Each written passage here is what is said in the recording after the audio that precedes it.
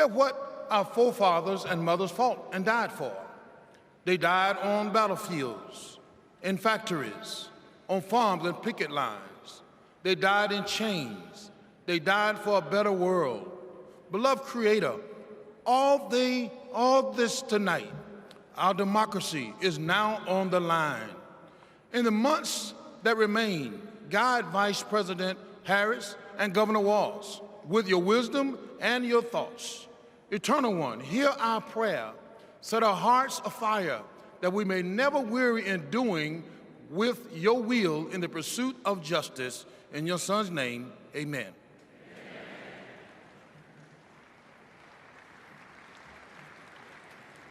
Our merciful benefactor, the Creator Redeemer, who opens the way to us to have a good conscience and life.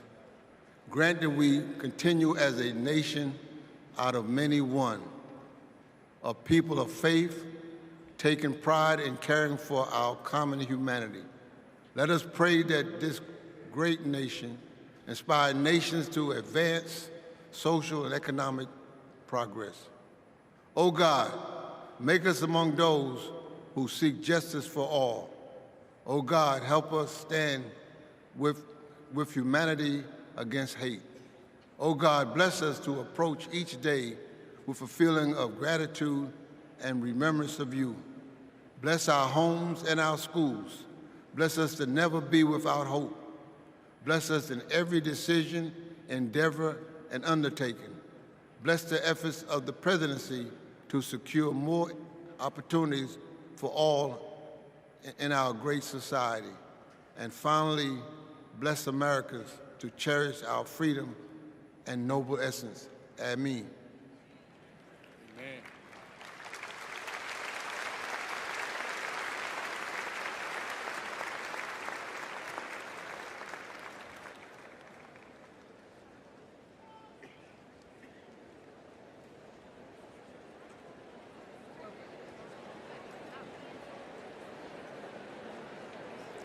Please remain standing for the presentation of colors by the Illinois State Police Honor Guard.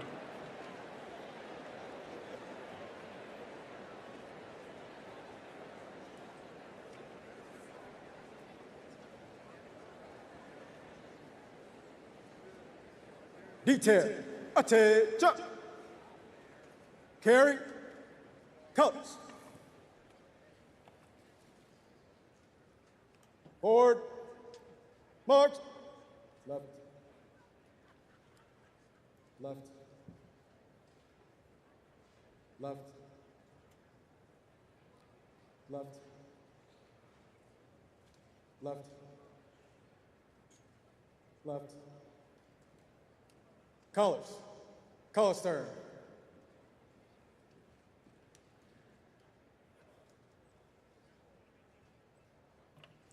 Please remain standing for the Pledge of Allegiance, led by Luna Mehring, 6th grader from Oakland, California.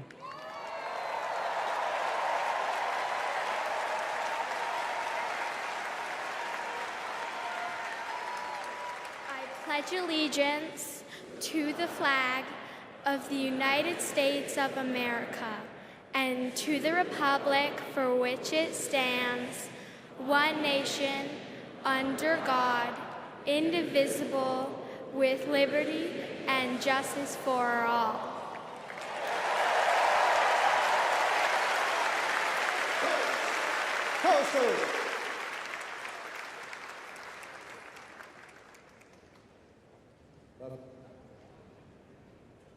Left,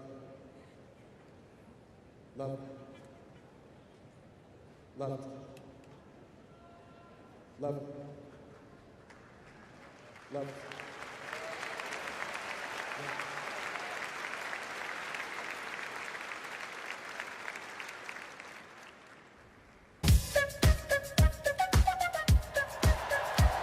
She's a fighter for the American people, committed to our values, our hopes, our dreams, bringing joy back across our nation.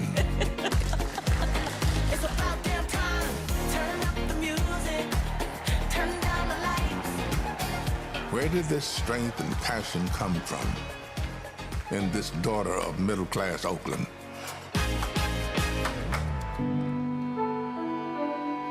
Well, it started with her parents, her mother, a South Asian scientist, and her father, a black economist.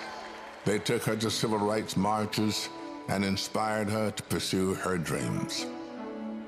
After her parents divorced, she and her sister were raised by her mother with the help of friends and neighbors, attending Sunday school at the 23rd Avenue Church. We grew up in this wonderful, loving, supportive environment. My mother was very well aware that she was raising two black girls to be two black women. Her mother saved up for 10 years to buy their first home and shared with Kamala the words and wisdom that remain her North Star to this day. Be a fighter for things that matter, and don't be limited by what has always been.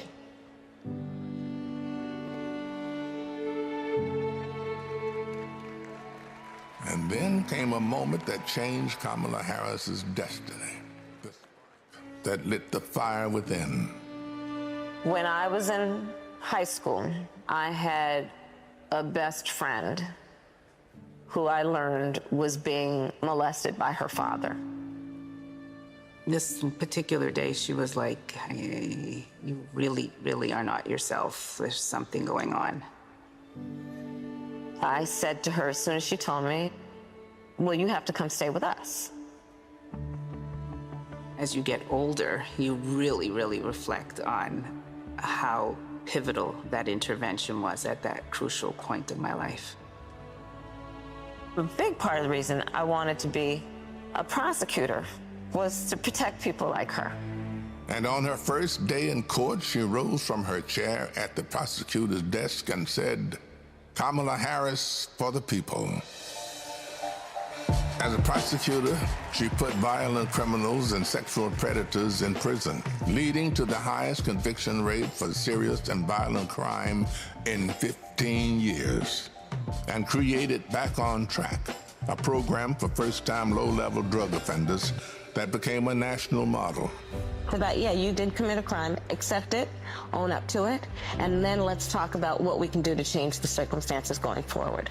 Lowering recidivism rates for nonviolent offenders from 54% to 10%, giving people the training they needed to find a job after their sentence. I remember being so struck by having a district attorney who cared both about justice, about safety and accountability, but figuring out how to stop that crime from happening again. As California's Attorney General, she targeted transnational gangs and drug cartels, seized 10,000 kilos of cocaine and 12,000 pounds of methamphetamine, went after drug traffickers, and took 12,000 illegal guns off the streets. The new foreclosure crisis threatens to freeze up. She took on the nation's 5 largest mortgage banks that were stealing from homeowners. Prosecutors claim they've duped desperate homeowners into paying thousands of dollars to get them out of foreclosure. She played hardball and delivered a landmark $20 billion settlement. This represents one of the largest dollar amounts to come to California. And in 2016, the people of California sent her to represent them in Washington, D.C. In the Senate, she earned a reputation for taking on the tough fights on the Judiciary and Intelligence Committees. Kamala hit the ground running. She came in with confidence. She was always respectful, but she would not let a witness off easily. I wouldn't. Yes or no? And if an argument didn't hold water, she could spot that flaw and get at it. I do want you to be honest. I'm not able to be rushed this fast. It makes me nervous. And when Joe Biden went looking for his vice president, I wanted someone who was strong and who was ready to be president on day one.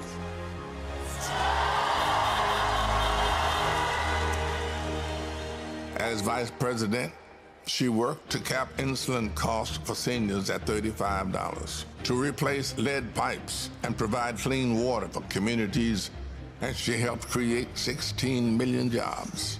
The Biden-Harris bipartisan infrastructure bill has already created thousands of jobs for our members. That is what the future looks like under a President Kamala Harris. She fought to reduce the trauma of gun violence that has devastated our nation. How many of you guys, as college students, had to have a drill during high school or middle school or elementary school where you learned about how you need to hide in a closet or crouch in a corner in the event that there is a mass shooter roaming the hallways of your school? Look at that. Look at that. And she did more than talk the talk. She walked the walk, helping pass the first bipartisan legislation in 30 years to curb gun violence. So one thing I learned about working with Vice President Harris is she always stand on business.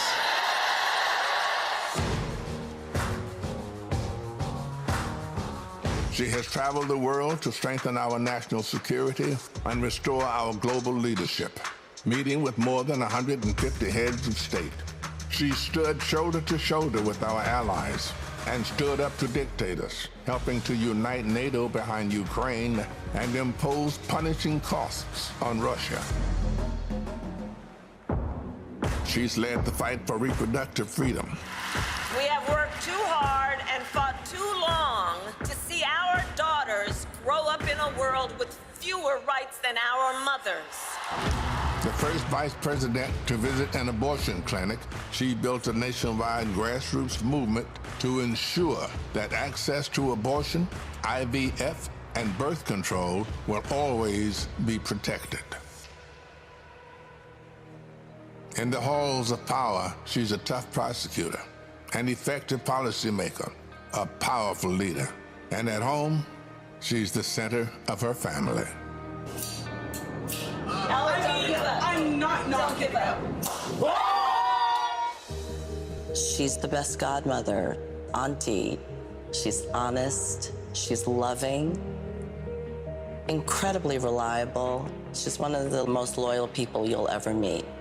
That is why I believe she is so prepared to be our next president. This love she has for her family, being there for all of us, that's how she will lead this country, being there for everyone. She's a proud graduate of Harvard University.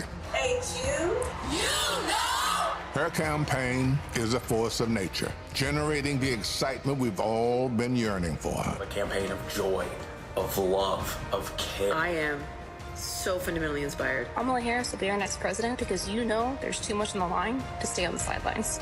Thank you, Madam Vice President. Thank you for bringing back the joy. Sometimes people will open the door for you and leave it open. Sometimes they won't.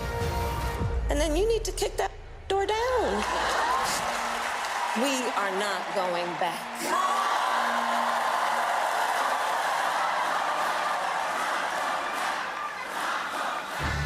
She's a protector, a strong voice for common sense, a leader for tomorrow, committed to healing our country, dedicated to doing the hard work to make us stronger. I now declare you spouses for life. Someone who truly understands the struggles of everyday Americans, forged by the challenges of the past, ready for any challenge that may arise.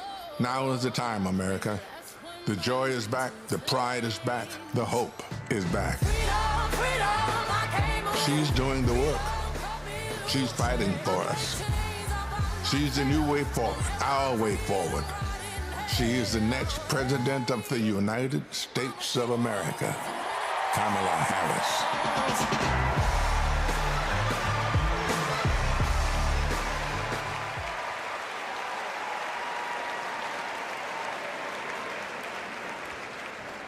Wow. Bienvenidos todos. to the final night of the Democratic National Convention. We have so much in store for all of you tonight, including a special rendition of our national anthem by our favorite country music rabble-rousers, the Chicks.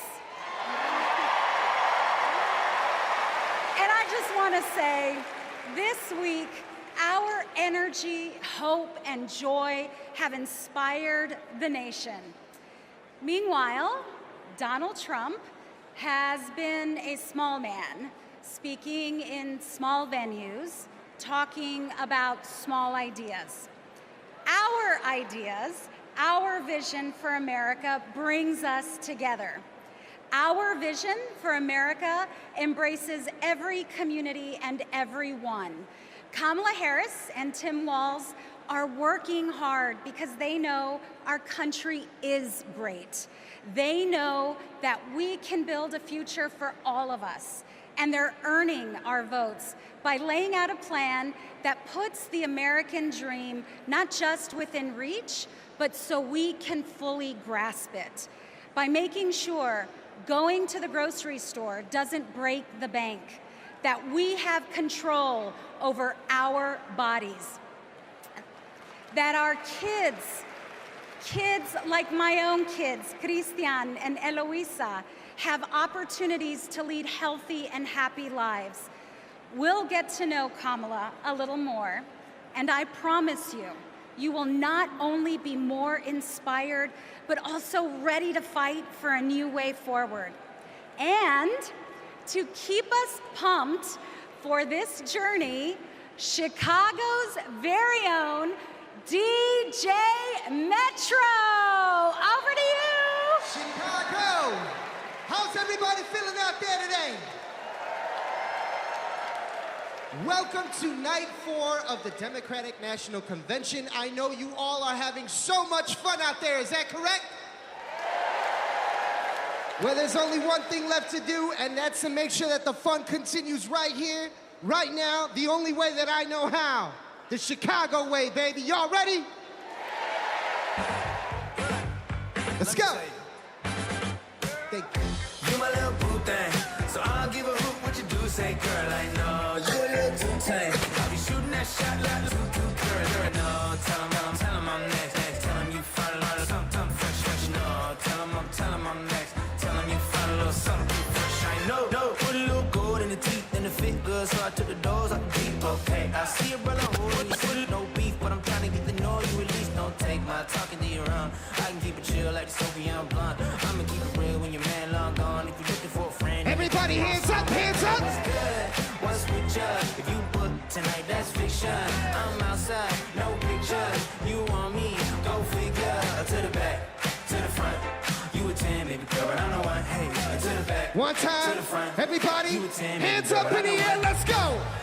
You my little boo thing, so I'll give a hoot what you do. Say, girl, I know you a little too tame. I'll be shooting that shot like 2K, girl, I know. Tell him I'm next. Tell him you find a little something fresh. I know. Tell him I'm next. Tell him you find a little. Thank you very much, ladies and gentlemen.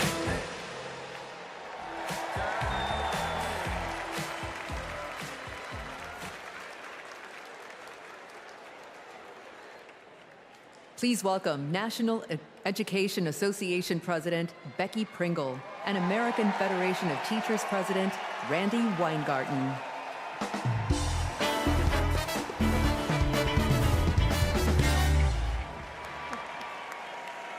I am Becky Pringle,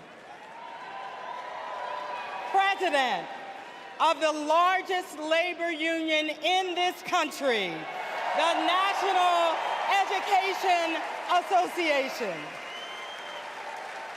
As an 8th grade science teacher for over 30 years, I can tell you that Kamala Harris and teacher Tim Walz understand when our public schools are strong, our nation is strong. They know expanding free school meals, investing in healthcare, and keeping our communities our schools safe creates opportunity for everyone. They will strengthen our schools, support our educators, and help our students live into their brilliance. Donald Trump and J.D. Vance are not just wrong, they're dangerous. It's all right there in Project 2025. They will shut down the Department of Education, end Head Start, and make educators pay a higher percentage in taxes than billionaires. But we are coming together to say, not on our watch. Not on our watch. So we will organize, and we will mobilize, and we will win all the things. So come this January, we will have a president who sees us, who believes in us, and who knows the beauty and the power of this diverse democracy. And her name is Kamala Harris.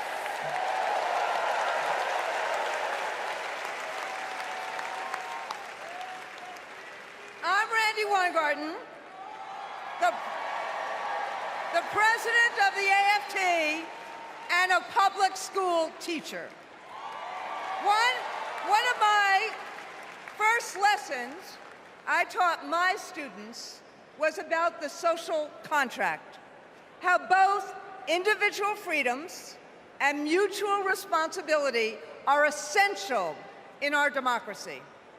This covenant underlies our commitment to public schools, where educators prepare students to spark innovations, steward the environment, create our arts, and shape our democracy. Now, one of the first lessons my students taught me was, you gotta walk the walk. That means Donald Trump and J.D. Vance can't claim they're pro-child while gutting funding for public schools. That means that being pro-family means we support access to good union jobs, affordable housing, healthcare, and higher education. That's what Kamala Harris and Tim Walz are fighting for, and we are all in. They have spent their lives making the promise of America real in the classroom and the courtroom. America, with Kamala Harris as our president, our best days are ahead.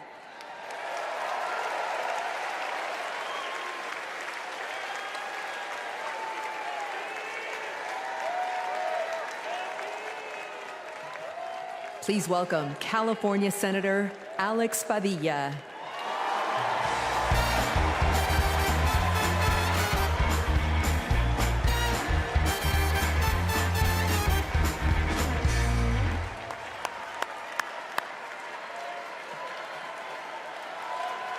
Good evening, Democrats.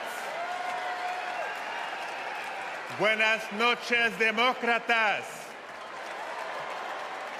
My name is Alex Padilla, and I am so proud to represent the great state of California in the United States Senate.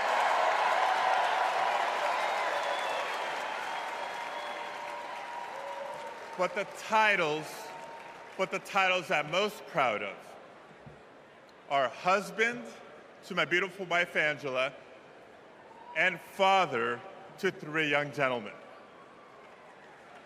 You know, as a father, when we talk about the future of our country, it's not just hypothetical. For me, it is very real. Every day I go to work in Washington, I think about my kids and the future we're building for their generation. And to show you how Kamala Harris will treat America's kids as president, I'll tell you how she treats mine. Because whenever she sees Roman, Alejandro, and Diego, she greets them with kindness and respect, literally meeting them on their level, to speak to them and to listen. And every fight that Kamala and I have taken on together has been about making life better for this generation and the next. As a state senator, I stood with then Attorney General Harris as she took on the big banks to keep kids and their families in their homes. As California's Secretary of State, I knew her as a fearless United States Senator and my partner in defending our sacred right to vote. That's right. And when Kamala became vice president, I was honored to fill her seat. But I knew that I had some big Chuck Taylors to fill.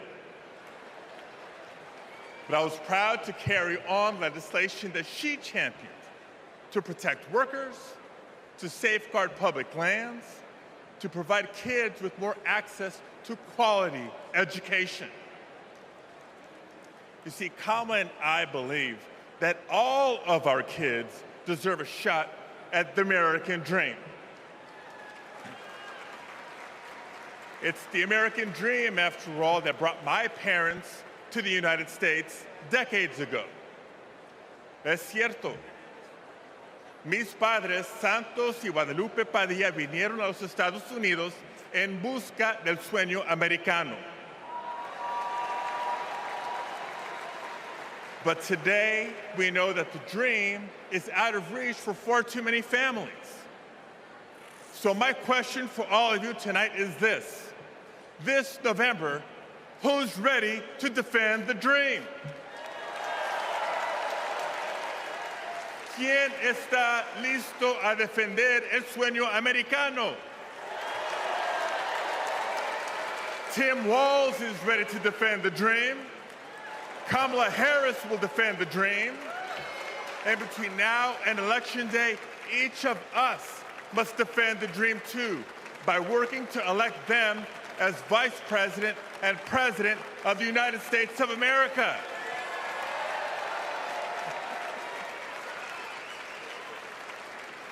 So I want to thank you. May God bless you. Now let's go win this thing.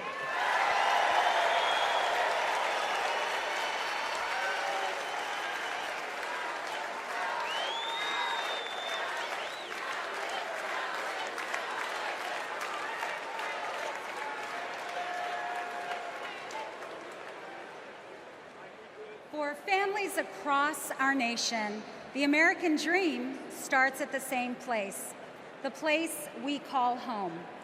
A home is more than four walls and a roof. It's the foundation of everything we hope for, the bedrock from which we build our own American dreams and write our own American stories. To share Kamala's vision to give more Americans a place to call home, please welcome former Secretary of Housing and Urban Development, Marcia Fudge.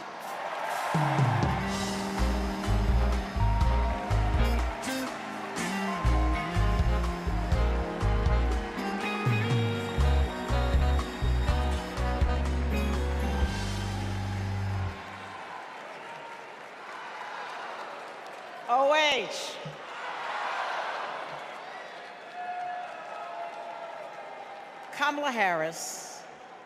Kamala Harris has fought to protect homeowners and renters her entire career. As Attorney General, she held big banks accountable for their role in the foreclosure crisis and won billions of dollars for California homeowners. As vice president, she and President Biden helped over 400,000 homeowners at the risk of foreclosure during the pandemic.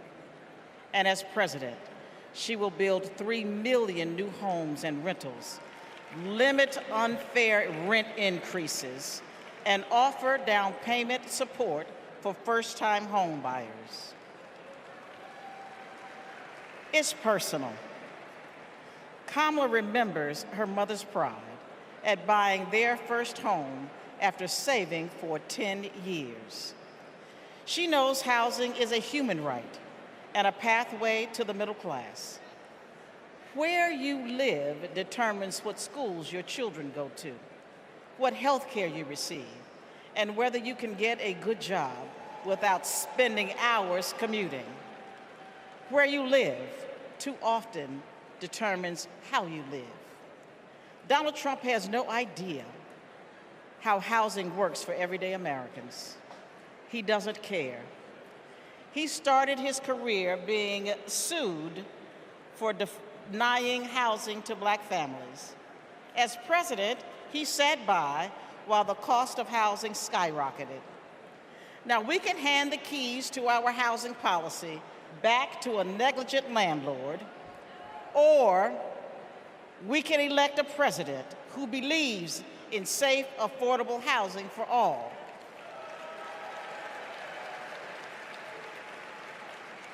Let's ensure we have an opportunity economy by voting for Kamala Harris.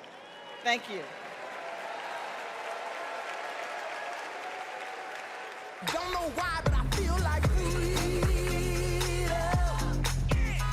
I'm Matt, and I'm a former Trump voter.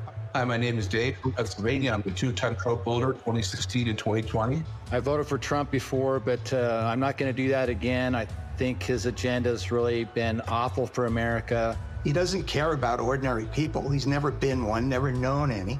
I'm extremely worried about Donald Trump getting into the White House again. People are working.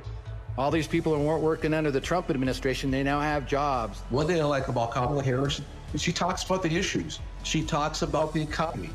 She talks about women's rights. I'm going to vote for Kamala Harris.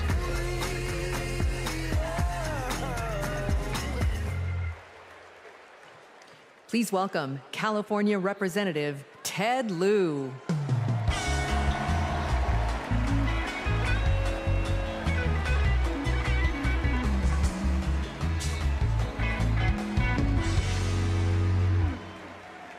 As a computer science major, I am so impressed with how large this AI-generated crowd looks tonight. I first got to know Kamala Harris during the Great Recession when I was a California state legislator. Millions of hardworking families were facing foreclosure. My constituents told me stories about predatory and unfair loan terms, and about how hard they were fighting to keep the homes that they loved. Thankfully, they had someone fighting just as hard for them, Attorney General Kamala Harris. She led an investigation of the mortgage industry to root out fraud. She helped pass the Homeowners Bill of Rights, and she held the big banks accountable, bringing back $20 billion to homeowners. Since those days, I've seen her continue to fight for affordable housing as vice president. And as president, she's going to cut red tape so we can build more houses, help new homeowners afford a down payment, and take on corporations that unfairly hike up rent. Kamala Harris fights for affordable housing because she gets it. You know, when her mom was raising 2 girls, she did what so many parents do: work early hours and work late nights, pay the bills, and put on a brave face so her girls did not know how hard it really was. It shouldn't be this hard in America, and President Kamala Harris will make sure it's not. She'll fight to lower housing costs so that everyone, everywhere, can find a place to call home.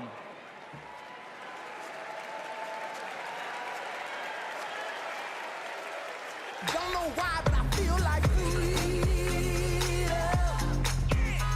I depend on Medicare and Social Security for survival. I'm a recipient of Social Security benefits. I worry about Social Security and Medicare. If we don't protect it through Kamala Harris, that Trump is going to take that money. Project 2025 is going to be disastrous for many of us. What are we supposed to do? Who's going to take care of us? Where are we going to live? I don't know, but I know I'm voting Democrat. I'm supporting Vice President Harris because she will protect my Social Security and that of all others.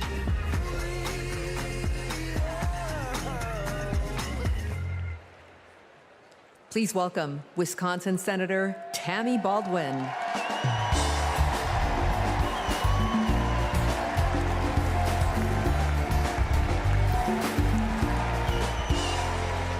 Hello, Democrats. And hey, Wisconsin. Tonight, I want to talk about family. We know that all families don't look alike. My mother was a teenager when I was born, and she struggled with addiction. I never met my father, but I had two incredible grandparents who stepped in and raised me, David and Doris Green. Everything I know, I learned from them. In every way a child needs, my grandparents were there for me. And as they grew older, it was my privilege to be there for them. So when I work to protect Medicare and Social Security, I do it with a personal knowledge of what those big programs meant in small but deeply meaningful ways to my grandparents. And I know what they mean for your parents and grandparents. But let's be clear. That is all at risk today. Donald Trump was asked what he would do about Social Security and Medicare, and he said, and I quote, "There's a lot you can do in terms of cutting." Cutting? He's talking about cutting Social Security and Medicare while giving a huge new tax break to billionaires and corporations? Well, Kamala Harris is not going to let that happen. And Tim Walz is not going to let that happen. We are not going to let that happen. You know, they've got it backwards. We Democrats, we honor our elders and ask the wealthiest to pay their fair share. Wisconsin's state motto is forward, and my friends, that's where we're headed.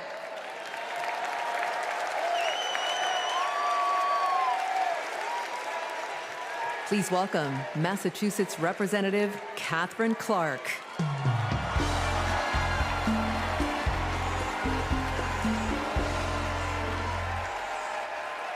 I am a proud mom of 3. And when my kids were young, I sat down with my husband to go over our bills. We realized that my entire income went to paying for childcare. We asked ourselves, how on earth will we make this work? So many parents will tell you a similar story. They'll tell you that preschool can cost as much as rent, or that they drive over an hour just to find childcare. They'll tell you that the workers who watch their children have it even worse. When parents have to choose between their kids and their jobs, businesses are hurt too. We shut out talent. We lose the prosperity parents could create. Childcare makes our economy run. And yet, Donald Trump's Project 2025 will eliminate Head Start, close classrooms, raise the cost of care. And J.D. Vance says affordable childcare is class war against normal people. You know what normal people want? A president who understands this shouldn't be so damn hard. That's Kamala Harris. She's seen this firsthand. You've all heard Kamala talk about her mother. She was both a brilliant scientist and a devoted mom. She had to fight to make it all work, to raise her daughters, to pay the bills, to keep the career she loved. Kamala and Tim know that when everyone can find and afford childcare, our kids and our communities will thrive. Our middle class will grow. So let's put childcare at the top of the agenda. Let's build a future worthy of our children. Let's elect Kamala Harris and Tim Walz.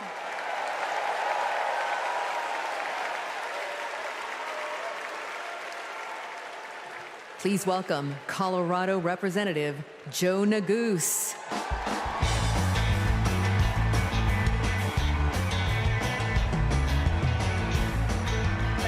Thank you. Good evening, Chicago.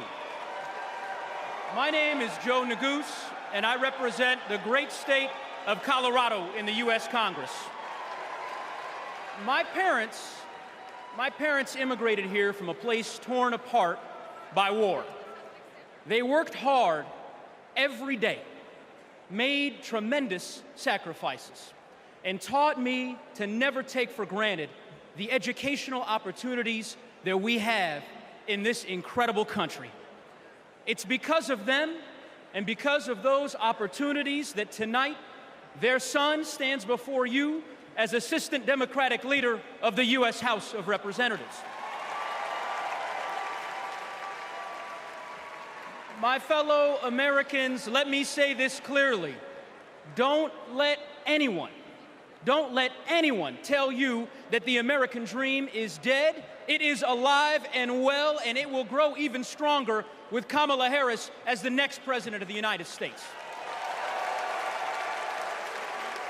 How do we know that? How do I know that? Well, it's because Kamala Harris believes that college can be a ticket to the middle class, and she has fought to make it more affordable her entire career. As California Attorney General, she took down one of the biggest for-profit colleges, securing $1 billion for students who were defrauded. Alongside President Biden, she expanded Pell Grants and secured record funding for HBCUs. And Kamala Harris made public service loan relief a reality for teachers and first responders and firefighters and nurses and countless others across our land.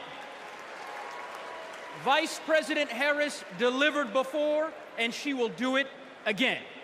As president, she will build a brighter future, a more affordable future, a future where going to college doesn't break the bank, a future where my 5-year-old daughter, Natalie, who's watching us back home in Colorado right now, a future where she can live her dreams.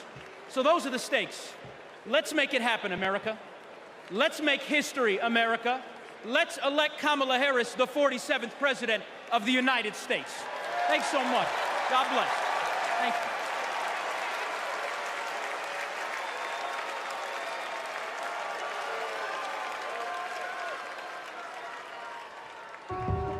I basically worked in public service my entire adulthood, over 27 years. Seeing my mom work in the public service sector, it was actually inspiring me, and I'm like, she gives more to the community than she is for her own self. As a single mother, I knew I wanted my daughters to have a better life than I did. So I said, you know, going to school will help me. I would see her move like the bills to the side, but I know she was mounting. I know she was drowning in student loan debt. Then eventually my loans got to $800 a month. I paid it. I did what I was supposed to do. But I was like, oh my God, I'm gonna be in debt until the day I die. When the Biden-Harris administration first announced the public service loan forgiveness, and I'm rushing to my mom, like, apply for this, apply for this. I'm sitting at my desk, opening up my mail. It says, thank you, Kelly, for public service. Your loans now have been forgiven. Took a deep breath, and I screamed. I had to pinch myself. I had to see if this was really happening. Seeing my mom finish her higher education was life-changing. I don't think anything can ever stop me from my goals because I saw her do it as a single parent with twin girls, with life pushing her down so many ways, but she continued to rise up.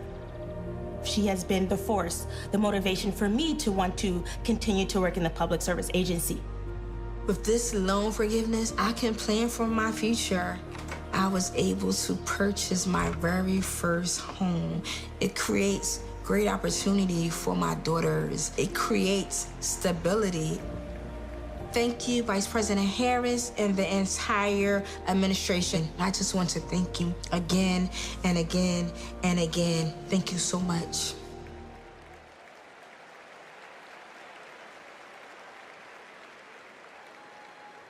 Our party's not over, Chicago! Let me see you just rock with me once. This shit that ice cold, Michelle fight for that white gold. This one for them hood girls, them good girls, straight nasty. Stylin', wildin', living it up in the city. Got Chuck's on with Saint Laurent, gotta kiss myself, I'm so pretty. I'm too what? I'm too hot. Call the police and the fireman, I'm too hot. Make a dragon wanna retire, man, I'm too hot. Say my name, you know who I am, I'm too hot. And my band bout that. Everybody just clap. Girls hit you, hallelujah. Girls hit you, hallelujah. Girls hit you, hallelujah. Cause Uptown Funk don't give it to you. Cause Uptown Funk don't give it to you. Cause Uptown All right, Chicago, let me see you just. Let me see you just. Don't believe it, just rock. Come on.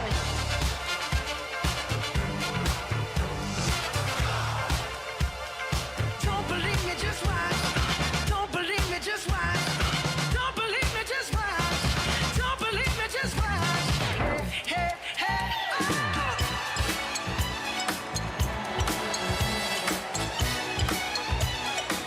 Anybody here ready to have a great time with me tonight? Let me hear you make some noise. I'm DJ Metro from Chicago. Let's go.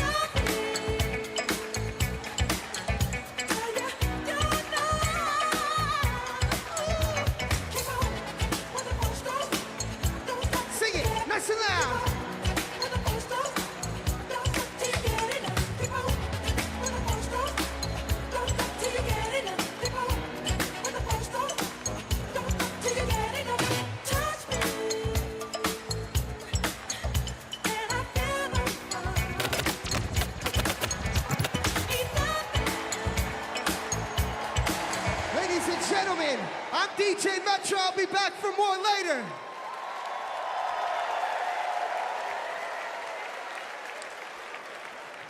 Please welcome Durham, North Carolina Mayor Leonardo Williams.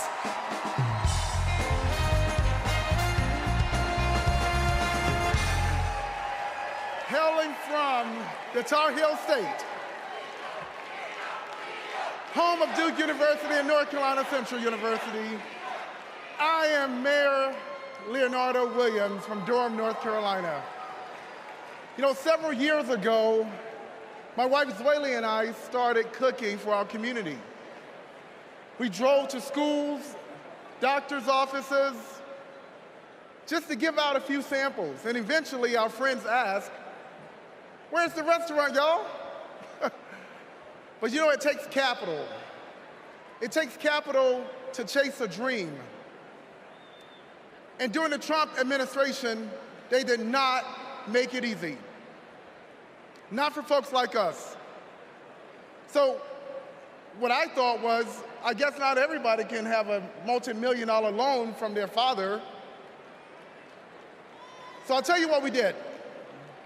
We emptied our savings, and in 2008, we launched Zweli's Kitchen, America's first Zimbabwean restaurant. And the Biden-Harris administration helped make that a reality. They helped make that dream come true for entrepreneurs like us. Now, thanks to small business grants and all of the help that we received from them, we now have 3 locations, and we employ nearly 30 employees with a living wage. But we are not alone. Under Joe Biden and Kamala Harris, more than 500,000 business applications have been filed in North Carolina. Kamala Harris is fighting to create an opportunity economy that can break down barriers for entrepreneurs like us. And as president, she will support risk takers and problem solvers who want to just do their part and claim their piece of the American dream. And also, I want to thank Maya from Nevada, who has served her famous dumplings for the past 3 years and opened new locations thanks to the historic support for small businesses. And Robert, I want to thank you from Minnesota. Robert owns a solar business, heated up once by Joe Biden and Kamala Harris. They passed the Inflation Reduction Act. And Paul from Arizona. Paul, who's a commercial cleaning company, landed huge contracts thanks to the Biden-Harris manufacturing boom. So Kamala Harris knows. She knows entrepreneurs like these. She knows that we are the backbone of our community. And when they succeed, we all succeed. Let's win this. Thank you.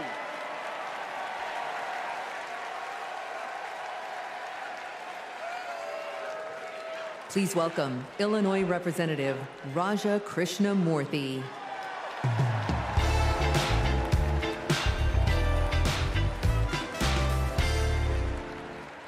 America Against America. It's the title of a book by one of China's highest-ranking leaders, and it's how they think they'll win.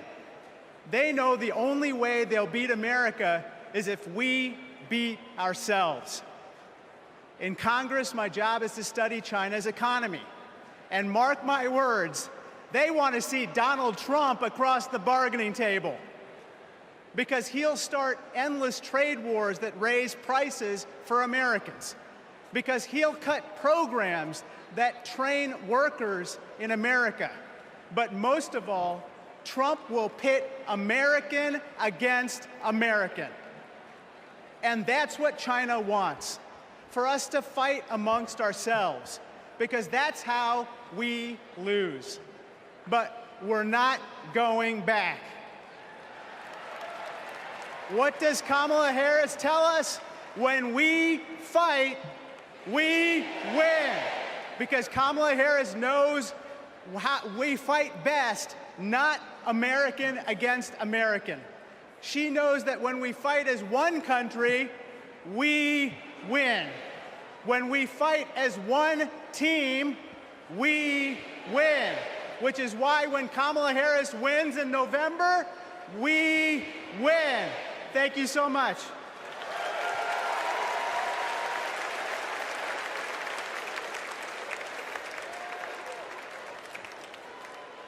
We believe in a future where every person has the opportunity to build a business, to own a home,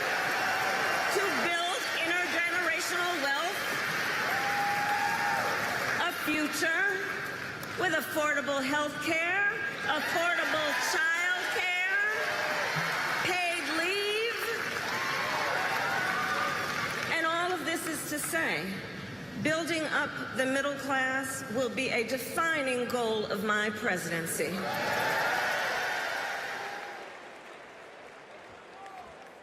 Please welcome Pennsylvania Senator Bob Casey.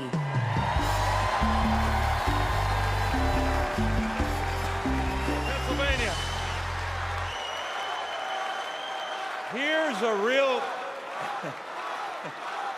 Here's a real question. Moms asked me in Pennsylvania, what am I supposed to do if I can't afford diapers? In just 6 months, a box of diapers went up $15. The corporations say your prices are up only because their costs are up. They're selling you a lie. It's in the bag with the diapers. Prices are up because these corporations are scheming to drive them up. Most companies are good companies. It's the food conglomerates that sit behind the supermarkets, the faceless wholesalers. They're the ones who are extorting families at the checkout counter. This is greedflation. I've been fighting it a long time. So has Kamala Harris. And finally, we're starting to win. When Big Pharma jacked up the cost of insulin, we passed a bill to stop them. Now, for millions of Americans, it's capped at $35 a month. So that's one. I've been fighting to ban price gouging on food. And next year, when she's president, Kamala Harris will sign a bill to do just that. So that's another. And when corporations take advantage of a crisis, like toilet paper during the pandemic, we'll hit them with harsher fines when Kamala Harris is president. Now, Americans don't expect stuff to be free, but we do expect it to be fair. The people I'm talking to, from Allentown to Erie, they don't tolerate being ripped off. Americans are hardworking, honest people. And that's what we've been fighting for. We're fighting for honesty. I'm fighting for it. Kamala Harris is fighting for it. Will you fight for it? All right, let's go out and win this thing. Thank you.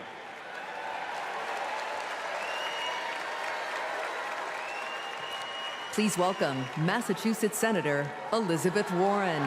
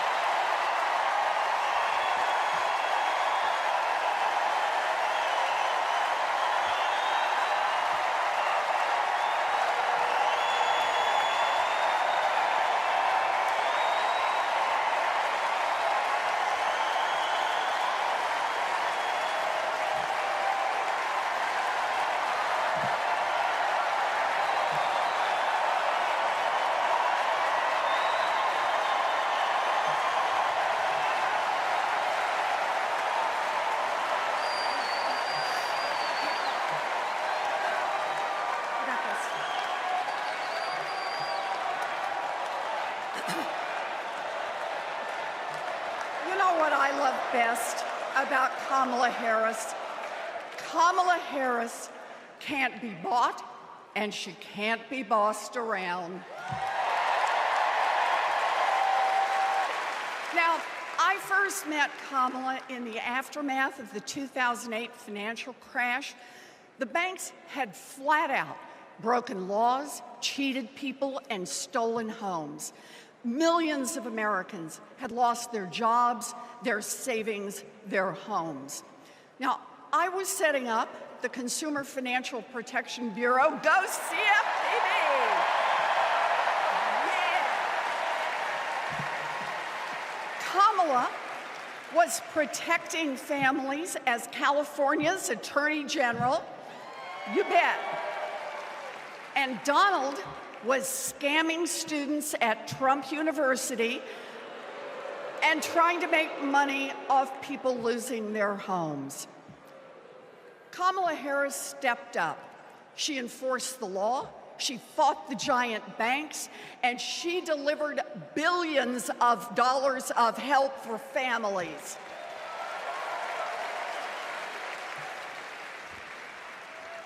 And that is the difference between a criminal and a prosecutor.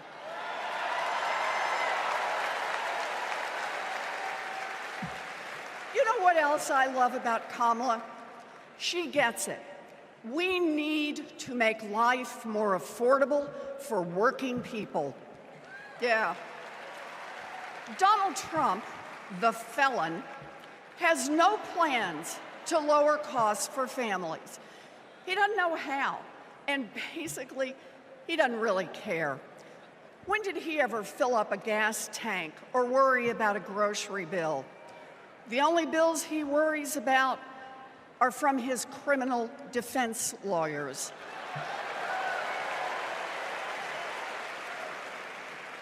But Kamala, she cares deep down, and she will take on the giant corporations that are squeezing American families.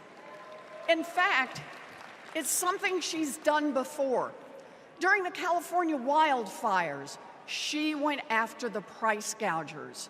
During the pandemic, we worked together in the Senate to stop price gouging.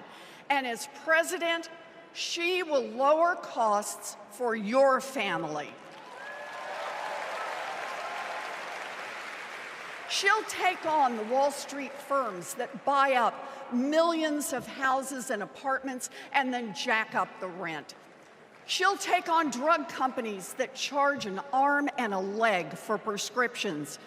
She'll take on corporate monopolies that rip off consumers and billionaires who don't pay taxes.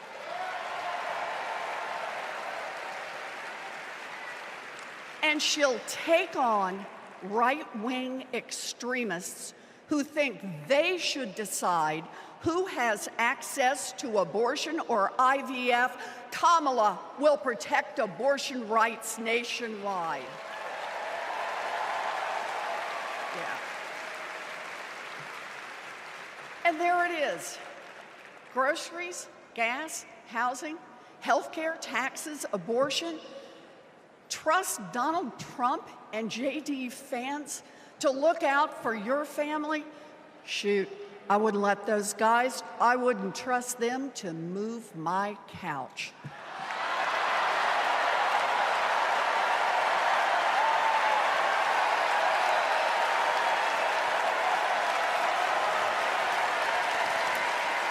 We need Kamala Harris. This election is about your family and your future. I've seen Kamala Harris fight. I've seen her win. And when it comes to our families and our futures, Kamala Harris is someone we can trust. So here it is, with joy in our hearts. Let's elect Kamala Harris, the next president of the United States.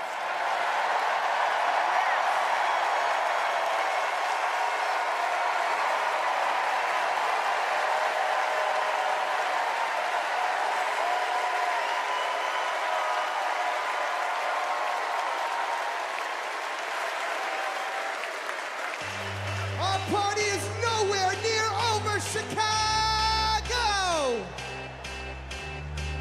We're gonna do this real big because we got a good feeling about this presidency. Now let me see your hands up one time. I got a feeling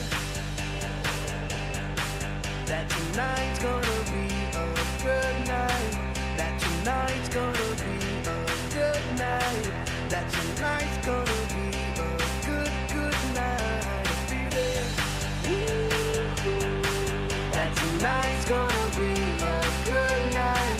That tonight's gonna be I want to see everybody losing their minds. 1, 2, now everybody party. Tonight's the night. Let's live it up. I got my money. Let's spin it up. Go out and smash it. Like, oh my God. Jump out that sofa. Let's kick it off. I know that we'll have a ball if we get down and go out and just lose it all. I feel stressed out, I wanna let it go. Let's go way out, spaced out and losing all control. Fill up my cup, Marble top. Look at her dancing. Just take it up, up, up, up, up, up, up, up, up. Let me hear you shut down. Come on. Because in this nation, we're all one big family. Let me see.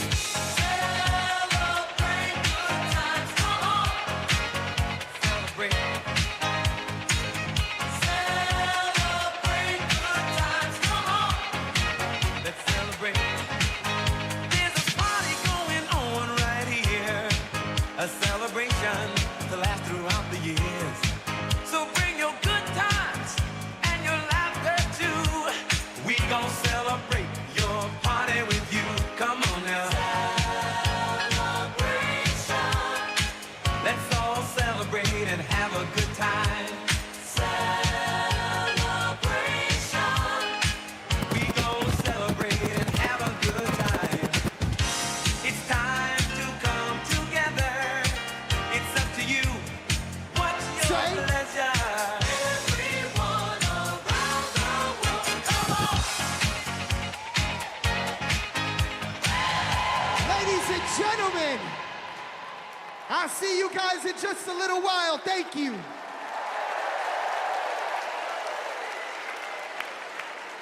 Woo!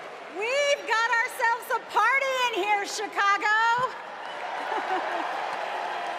All right, Democrats, we know that a secure future depends on strong global leadership. As Vice President, Kamala Harris has been tested on the world stage. She's faced down threats, stood shoulder to shoulder with our allies, and engaged in the serious work of safeguarding America's security.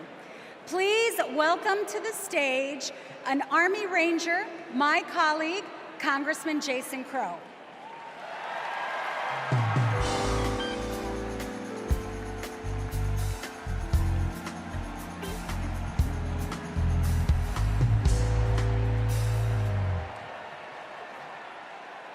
Before serving in Congress, I was a paratrooper and an Army Ranger. Over 100 combat missions in Iraq and Afghanistan taught me what really makes America strong and secure. You see, it's not tough talk, it's not chest thumping, because in war, talk is cheap. And trust me, I know a couch commando when I see one.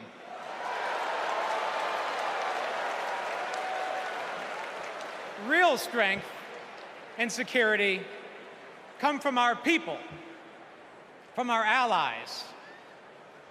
Donald Trump's Project 2025 would abandon our troops, abandon our veterans, our allies, and our principles. In Chapter 4, Trump plans to do Putin's bidding by abandoning Ukraine and walking away from our NATO allies. In Chapters 2 and 3, he plans to fire our national security and military professionals and then replace them with MAGA loyalists. But I refuse to let Trump's golf buddies decide when and how our friends are sent to war. When we join the military, we raise our right hand and we take the oath. We know that it comes with sacrifice, but we also know that it comes with a promise that America will have our back. Trump will break that promise. In fact, in Chapter 20 of Project 2025, he plans to slash veterans' benefits and then privatize VA healthcare. As a paratrooper, we learned that the leader of the unit jumps first, and then the others follow. Leaders always go first. But Trump, he would push your son or daughter out of the plane and then abandon them when they come home. Our troops deserve a commander-in-chief who will always have their back. That leader is Kamala Harris. And together, we will make Kamala Harris our next commander-in-chief.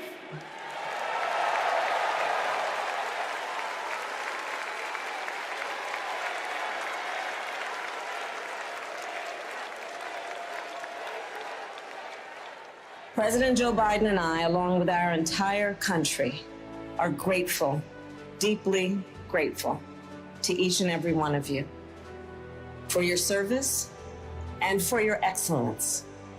The United States military, without any question, is the strongest and best fighting force the world has ever seen. And that is because of you, each one of you. Please welcome Michigan Representative Alyssa Slotkin.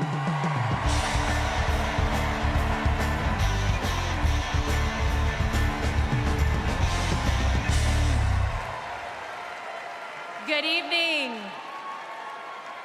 I'm Alyssa Slotkin. I am honored to be your U.S. Senate nominee from the great state of Michigan. Go blue, go green, my peeps from Michigan. My life and service began in New York City on September 11th. As the smoke cleared, I knew my career would be spent protecting the country we all love. I was recruited by the CIA and served 3 tours in Iraq alongside our military. And I worked at the White House under presidents of both parties and as an acting Assistant Secretary of Defense under President Obama. I want to talk tonight about national security because the choice in November is stark. America retreating from the world or leading the world. Trump wants to take us backwards. He admires dictators a lot. He treats our friends as adversaries and our adversaries as friends. But our vision is based on our values, the values that took us to the shores of Normandy and helped us win the Cold War. We believe America should inspire and lead at home and abroad. We recognize that it's not just about having a strong military, but about tackling global challenges like AI and climate change together. And guess what? That takes friends. You gotta have friends to do that. Vice President Harris understands our strength abroad is inextricably linked to our strength here at home. Our schools, a strong middle class, and the health of our democracy. So, for everyone here and everyone watching, I want you to proudly claim your patriotism. You are here because you love your country. Do not give an inch to pretenders who wrap themselves in the flag, but spit in the face of freedoms it represents.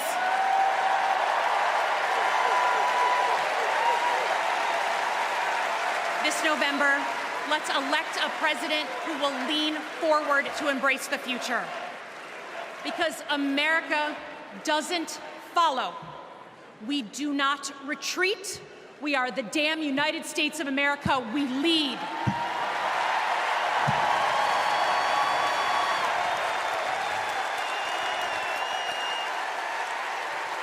Please welcome New York Representative Pat Ryan.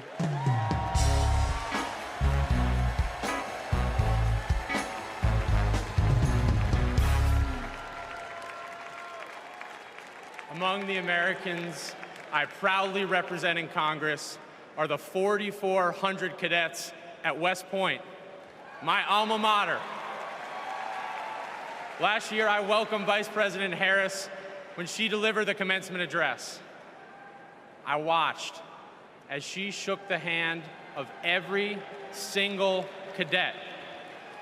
That's the thing about West Point. The day you take the oath to defend our country, you get to look the person in the eye who may one day, God forbid, send you to war and take their measure. And every time, Kamala Harris looked back with respect, with reverence. That day, I saw our next Commander-in-Chief. At West Point, you learn the honor code. A cadet will not lie, cheat, steal, or tolerate those who do. Well, there's a candidate who has violated every word in that code. A serial liar, cheater, thief, who looked soldiers in the eye, then turned around and called fallen heroes suckers and losers, who insulted Medal of Honor recipients just last week. I tell you what I think of Donald Trump. They told me I can't say that word on TV. I'm going to use an Army term, FUBAR. If you don't know FUBAR, Google it. These last few weeks have felt like a new day in America, when we are waking up, rising up as patriots to demand our next president be someone who not only treats our veterans with respect, but everyone with respect, with dignity, with decency, with the truth. Someone like Kamala Harris, our next Commander-in-Chief.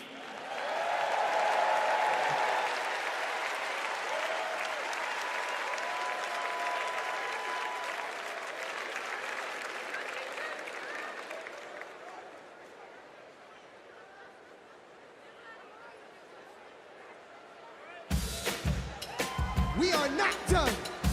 I'm trying to tell you guys that I want to see you up off your seats, dancing and moving around. Get excited with me and say, I say I'm too late. Got nothing in my brain. That's what people say. That's what people say. I go on too many dates, but I can't make them stay. At least that's what people say. That's what people say. But I keep cruising. Can't stop, won't stop moving. It's like I got this music in my mind saying it's gonna be alright. 'Cause the players gonna play, play, play, play, play. And the haters gonna hate, hate, hate, hate, hate, baby. I'm just gonna shake, shake, shake, shake, shake. Shake it off, shake it off. Heartbreakers gonna break, break, break, break, break. And the fakers gonna fake, fake, fake, fake, fake, baby. I'm just gonna shake, shake, shake, shake, shake. Wait. Shake it off, shake it off. Hold on. Come and move that in my direction. So thankful for that. Representando para mi latino aquí conmigo esta noche. Yeah. Oh, you are my sunrise on the darkest day. Got me feeling some kind of way. Make me wanna savor every moment slowly, slowly. Despacito. Quiero respirar tu cuello despacito. Deja que te diga cosas al oído. Para que te acuerdes si no estás conmigo. Despacito. Quiero desnudarte a besos despacito. Firmo las paredes de tu laberinto. Y hacer de tu cuerpo todo un manuscrito.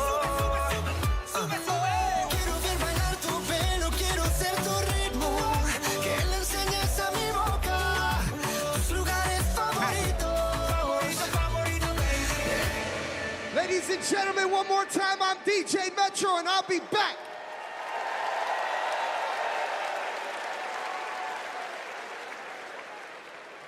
Please welcome the president of the National Action Network, Reverend Al Sharpton.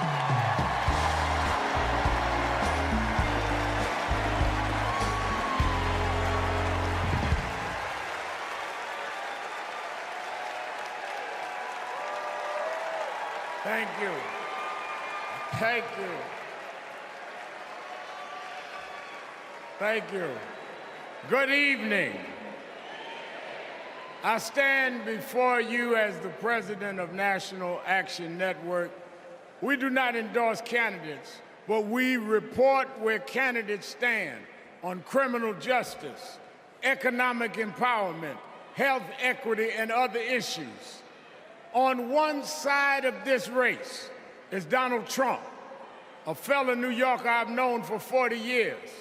Only once in that time, did he take a position on racial issues. He spent a small fortune on full-page ads calling for the execution of 5 innocent young teenagers. Well, I'm gonna bring them out in a minute, and you'll hear from them tonight. Because they were not executed, they're here to continue to fight.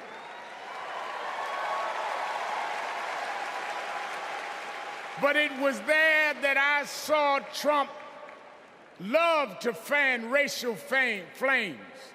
On the other side is a woman that I've walked with in Selma, Alabama to commemorate the 59th anniversary of Bloody Sunday. Kamala Harris spoke to me that day about unity and passing bills. All I ever heard from Donald Trump was how he can get an advantage.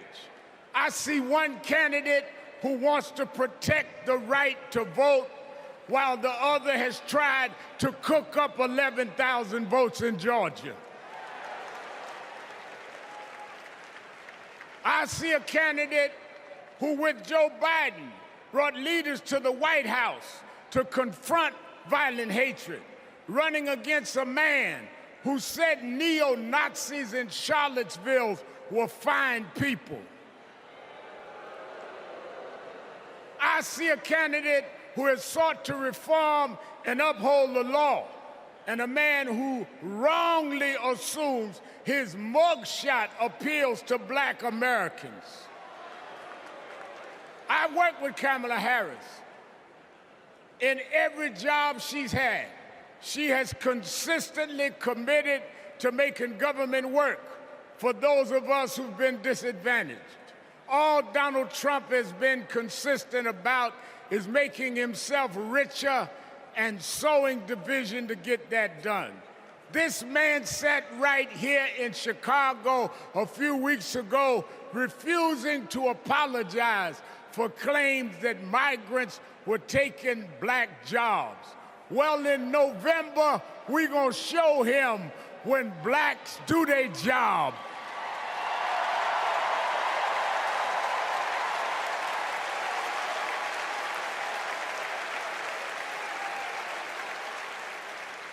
And we are going to join with whites and browns and Asians, and we're going to do a job on those that have done a job on us.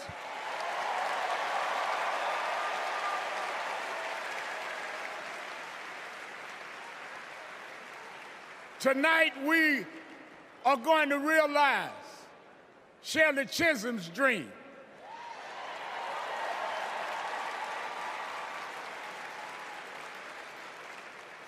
"52 years ago, I was one of the youth directors in her campaign for president.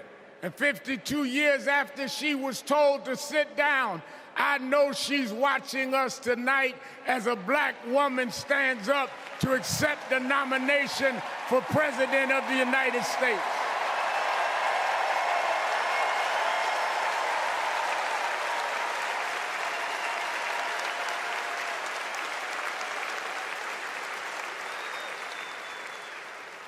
We have fought too hard for women to be told to get out of the kitchen.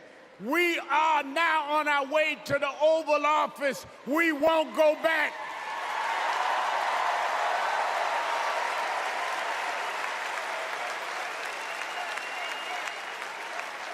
We fought hard. We fought hard for LGBTQ loved ones to get out the closet. We won't go back.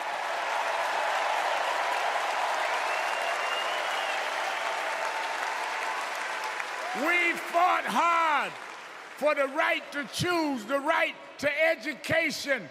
We suffered and died and bled, went to jail to get the right to vote. We won't go back.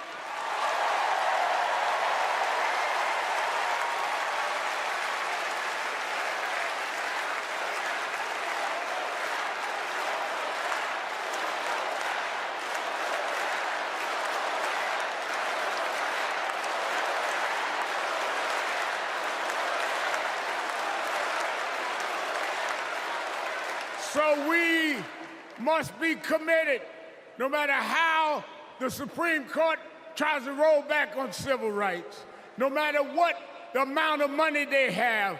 We are here because others fought and suffered for us, and we vowed tonight we won't go back.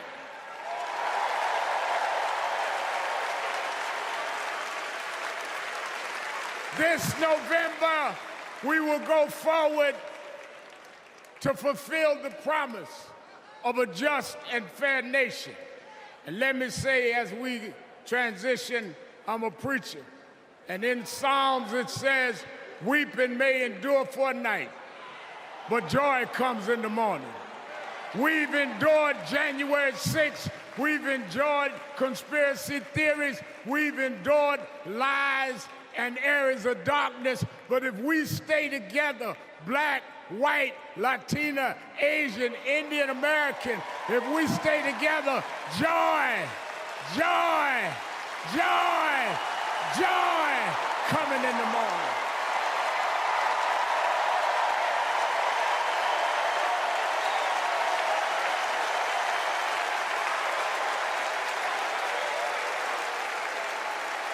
I want to now, since I was a teenager, I was mentored by Reverend Jesse Jackson. And Reverend Jackson taught us to fight for what's right. And now I want to bring out some young men that I fought for. I referred to them then. They were known as the Central Park Five. Now they are the Exonerated Five. Raymond Santana, Kevin Richardson, Yusef Salaam, Corey Weiss, the Exonerated Five.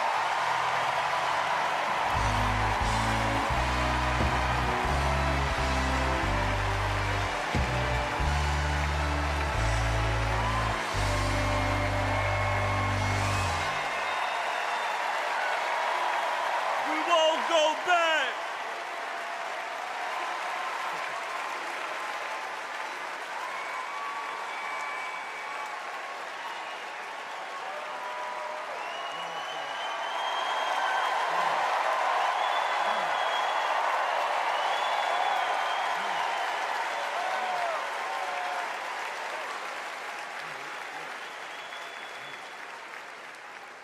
Good evening, people. My name is Corey Wise. 35 years ago, my friends and I were in prison for a crime we did not commit. Our youth was stolen from us.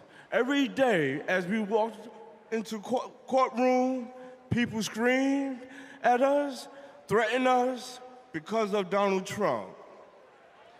He spent $85,000 on a full-page ad in the New York Times, calling for our execution.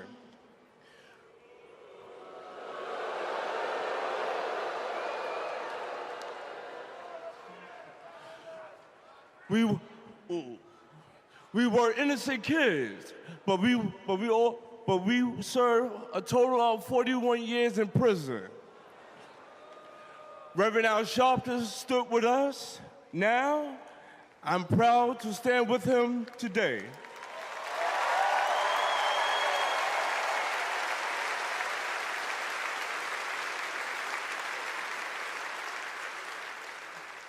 Vice President Kamala Harris has also worked to make things fairer. I know she will do the same as president. Now approve that message.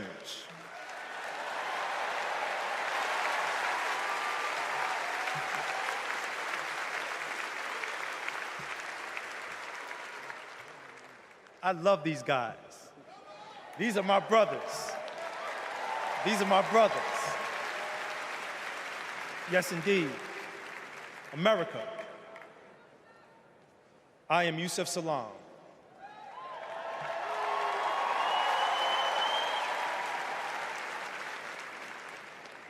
A New York City councilman representing my hometown of Harlem. That's right.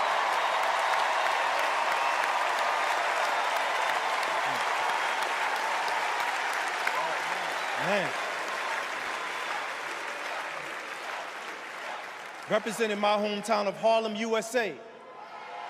And listen, as my friend Corey Wise just said, 45 wanted us unalive. He wanted us dead. Today, we are exonerated because the actual perpetrator confessed, and DNA proved it.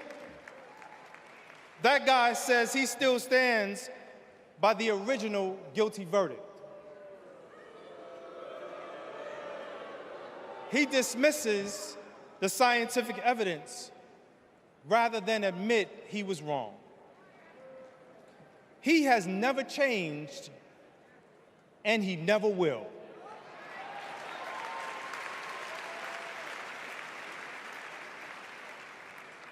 That man thinks that hate is the animating force in America. It is not. We have the constitutional right to vote. In fact, it is a human right. So let us use it. I want you to walk with us. I want you to march with us. I want you to vote with us.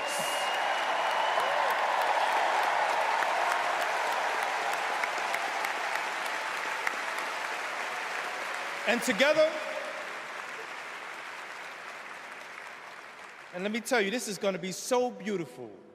And together, on November 5th, we will usher in Kamala Harris and Tim Walz into the White House.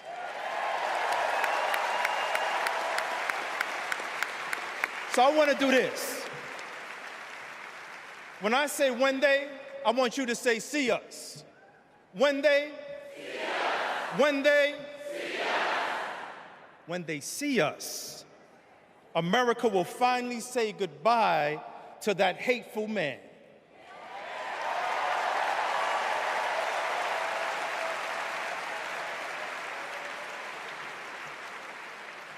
We will say what I have said after 7 long years of wrongful incarceration. Free at last. Free at last. Free at last.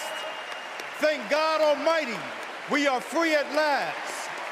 God bless you, and God bless the United States of America.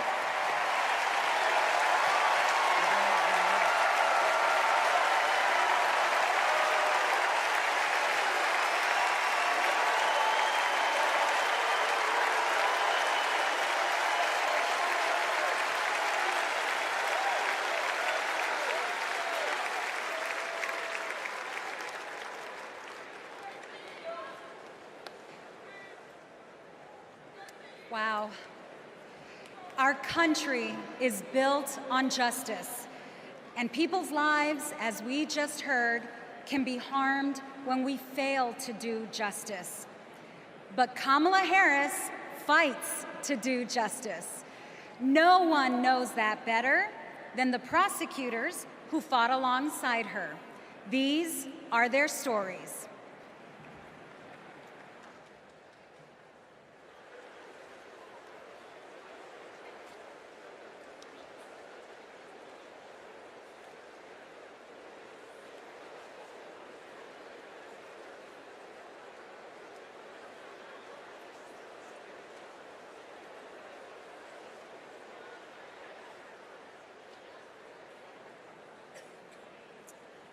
I'm Amy Resner. I was a colleague in the courtroom when my friend Kamala tried one of her first cases and made the prosecutor's promise for the people. For Kamala, practicing law was always about protecting the vulnerable and giving the victims a voice. Women who were sexually assaulted, children who were mistreated and sexually abused, she helped them navigate their nightmares and demand justice for their injuries. And she did it all with grit and grace, intelligence and heart. She was a remarkable prosecutor, and she will be a remarkable president. Survivors of sexual assault struggle to be heard over the cacophony of voices demeaning, discrediting, and vilifying them. When powerful offenders are allowed to manipulate public opinion by attacking their victims' credibility, all victims suffer. Those words are from the 2021 amicus brief filed by RAINN, the nation's largest anti-sexual violence organization, in the case of E. Jean Carroll versus Donald J. Trump. As a legislator and lifelong advocate against sexual violence, I urge all of us to stand together to support survivors, believe them, and hold perpetrators accountable.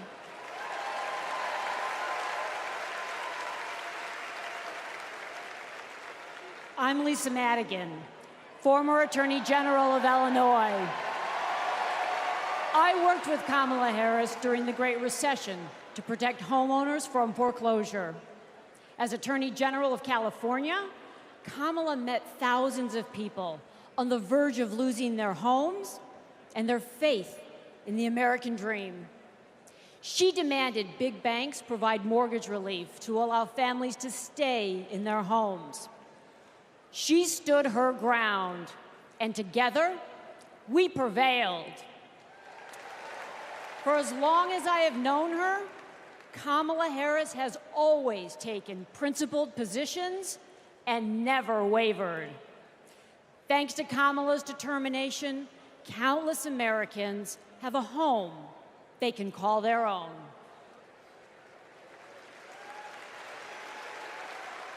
And I'm Mark Morial, civil rights leader and former mayor of New Orleans. In the 1970s, Donald Trump was sued for refusing to rent his apartments to African Americans. His employees were told, put those applications in a drawer and leave them there. It was straight up housing discrimination. It was racism, and civil rights advocacy put an end to it. Kamala Harris has a plan to build more housing, keep rent prices fair, and help more people own homes. Donald Trump, you denied black people the American dream, and Kamala Harris is creating a future where every family, yes, every family has a place to call home. I'm Nathan Horns. In 2010, I went to college in California to pursue my dreams, but ended up with a nightmare. Corinthian Colleges was a predatory for-profit chain. They defrauded more than 500,000 students and burdened us with loans we could never repay. Then, Kamala Harris stepped in. As Attorney General of California, she stuck up for students. She prosecuted Corinthian, and as Vice President, she stuck with us. As we fought and we organized for debt relief, the Biden-Harris administration came in, canceled all Corinthian student debt, and gave us back our futures. My name is Tristan Snell, and I prosecuted Trump University.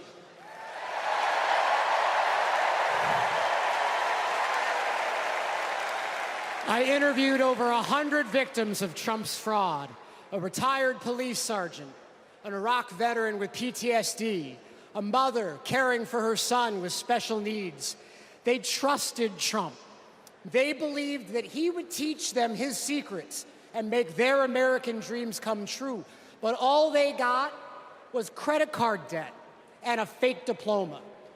Some lost their life savings, some lost their homes. Donald Trump ripped off his biggest fans and made $5 million in profit. Kamala Harris fought scammers like him, and as president, she will continue to fight for you, for us, for the people.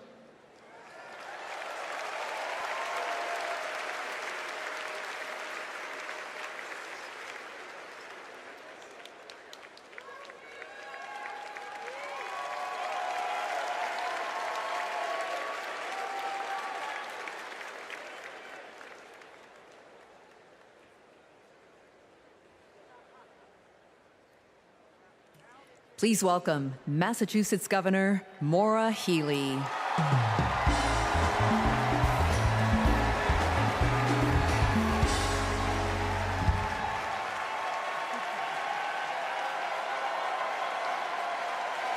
For the people.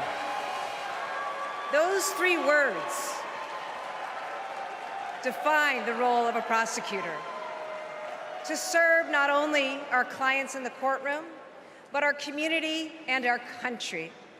To give people a sense of security and safeguard the principles that hold our nation together. To stand up to abusers and bullies, and stand up for the voiceless and the vulnerable. In other words, exactly what Kamala Harris has done her whole life. When she was DA, mothers of children who'd been murdered, whose cases had gone cold, would come to her office saying, "I'll only speak to Kamala," because they knew she would listen, because they knew she would help them find justice. And she did.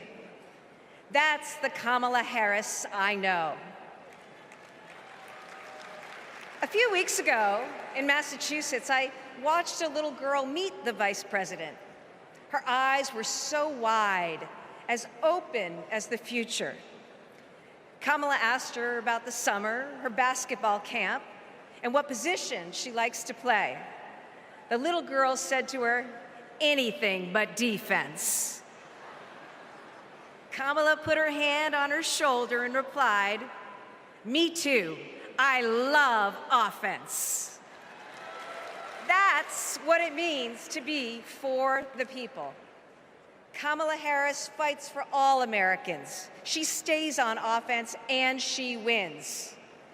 And I know that she'll fight with the same passion, the same determination as President of the United States.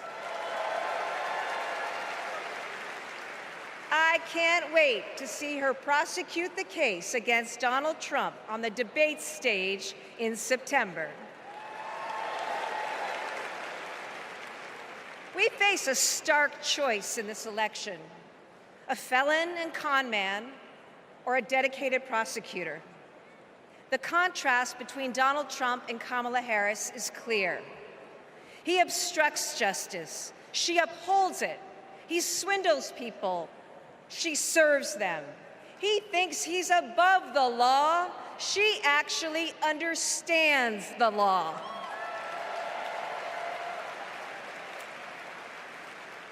That's what this election comes down to.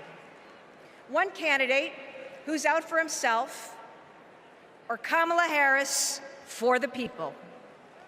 It's a battle for the future of our nation. And tonight, we will prove beyond a reasonable doubt that Kamala Harris should be, she must be, the next President of the United States. Thank you.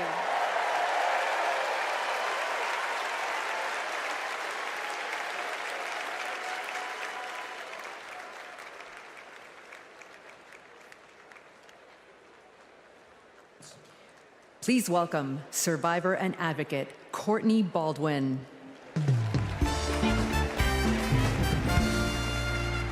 Good evening, Chicago. Chicago. I'm Courtney Baldwin. In 2013, I was sold for sex in cities across California by a trafficker who controlled every aspect of my life. During those dark moments, I held on to hope that one day I'd be seen as more than a victim, that I could pursue my dreams, and that my trafficker will be held justice. I didn't know it yet, but waiting for me on the other side were people who were fighting for survivors. One of them was Kamala Harris. As California's Attorney General, she fought Backpage.com, the website that let me and thousands of others be bought and sold. She filed criminal charges against its owner that shut down the website for good. No one has ever done that. Vice President Harris is fearless, compassionate, and she still gives me hope. She's protected people like me her whole life, and I know she'll fight for us all as president. Thank you.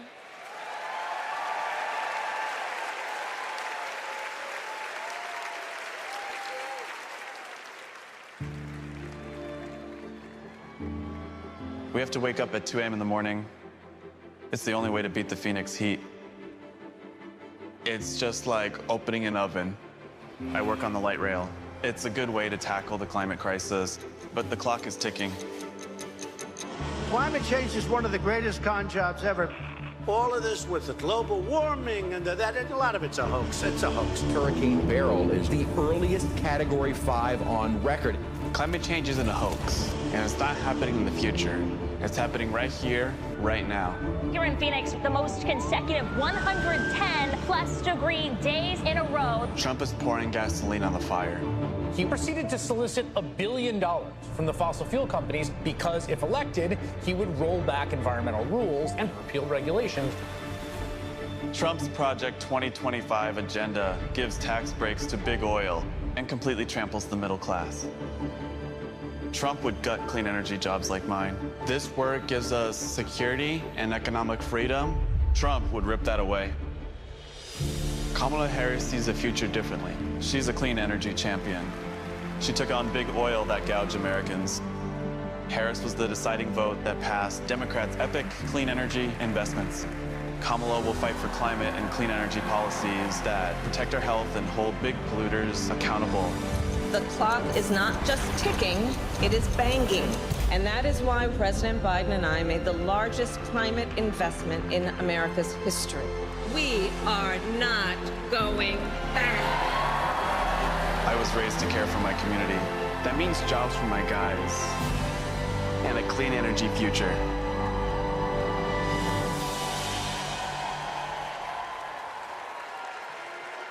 Please welcome former New Mexico Representative Deb Haaland.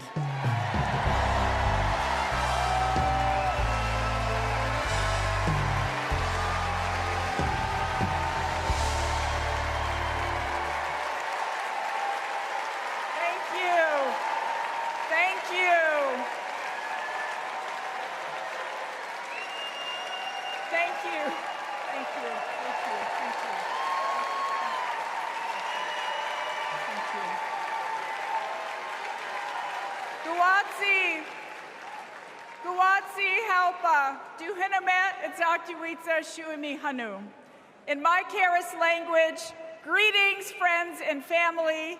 My name is Kresh Turquoise, and I'm from the Turquoise clan. 35 generations ago, my ancestors built lives in the high desert of New Mexico. I am on this stage tonight because of them.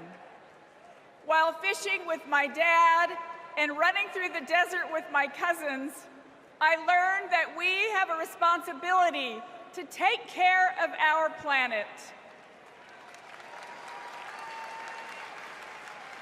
Donald Trump never learned that lesson. He called the climate crisis a hoax. He made it easier for big companies to poison our air and water. An American president must lead the world in tackling climate change. We need a president who understands that assignment. That's Kamala Harris.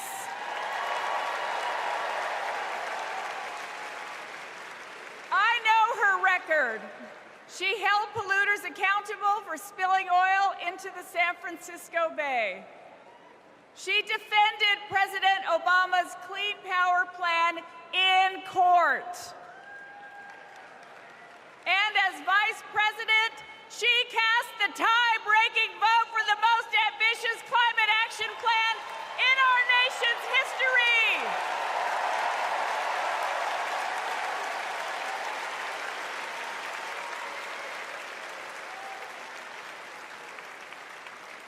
Kamala Harris and Tim Walz will fight for a future where we all have clean air, clean water, and healthy communities. Let me go back to the lesson I learned in the desert Southwest. We all have a role in protecting our Earth for future generations. So let's all be fierce, and let's make Kamala Harris the next President of the United States.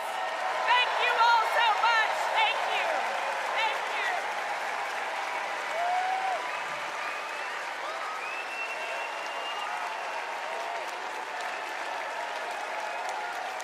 you. It's an election year, and both parties are battling to prove that they stand with workers. But sometimes, workers don't get the invite. Do you know where the auto workers are? I haven't seen anybody from the UAW. Nobody from the UAW? After we struggled to find any auto workers at Trump's Rally for Auto Workers, we hit the road to find out what Democrats have been up to. The Inflation Reduction Act is helping to fuel a boom in clean energy, creating 9 million new clean energy jobs over the next 10 years, once-in-a-generation investment. I thought that American manufacturing was supposed to be dead. Here I am looking at one of the biggest auto mega plants being built. We talked to workers in rural Tennessee who joined a union for the first time to build one of the largest battery plants in the country. We have 20-year-old people thinking about their future. We never did that. I got things now that I never thought I could have. Generational wealth, I'm working on that. Medical, dental, vision, pension, something to fall back on when it's all over with. We went to Vegas, where union workers are building America's first high-speed rail. To Lordstown, Ohio, where auto workers who lost their jobs under Trump returned to work at a new battery plant. This could be the future. This could bring industry back to Lordstown. We saw it in its heyday, and here we are. We have the opportunity to make the battery. And Milwaukee, where workers are replacing every lead pipe in the city. It helps with the struggle. You don't have to struggle with 2, 3 jobs. You know, you can maintain with one job. This is my own neighborhood. This is your own neighborhood? Yes. Makes me feel good because I'm giving back something. It's easy for stories like these to get drowned out by fake worker rallies at non-union plants. Does anybody know that there's a Donald Trump event just an hour away from here? Yes, no? No. Was anybody invited to it? But over the last 4 years, only one party has invested trillions in clean energy, bringing back manufacturing and rebuilding infrastructure, putting workers at the center of it all. And this is just the start. Please welcome John Russell.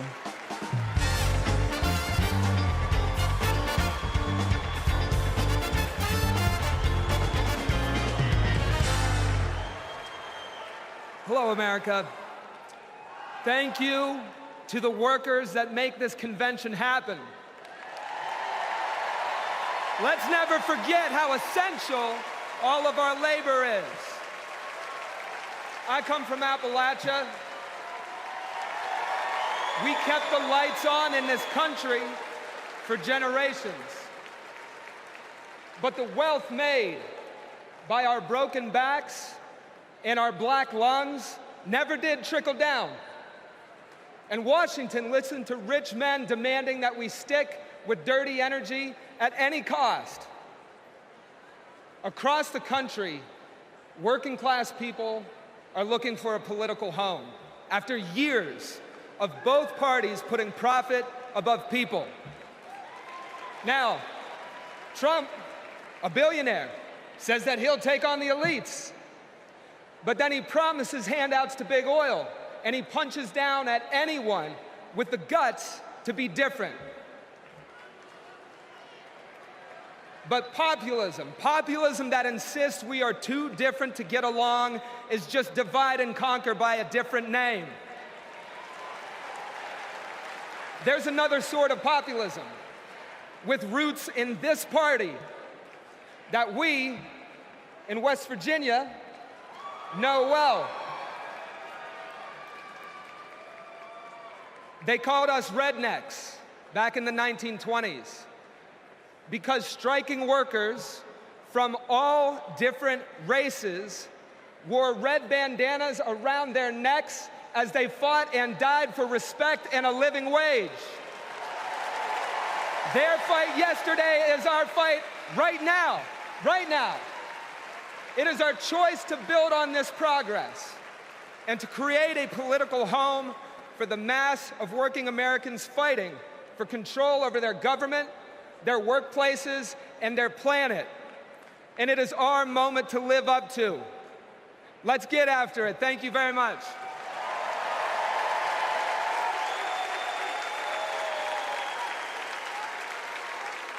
Don't know why, but I feel like When our team of students passed one of the first climate justice policies in our nation, Vice President Kamala Harris showed up. She came to highlight our initiative because she believes in us. Last year, my dad retired after spending more than 30 years working at one of our country's most polluting power plants. Donald Trump doesn't care about people like my dad. I know Vice President Harris will put working families ahead of big oil billionaires. Kamala Harris approaches climate policy through the eyes of future generations, like mine. As new voters and as new leaders, I'm excited to join Harris in the fight for our future.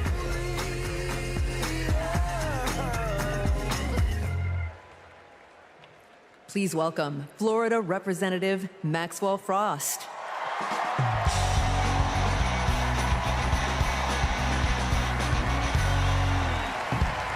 I'm Maxwell Alejandro Frost, and I'm proud to be the first member of my generation in Congress.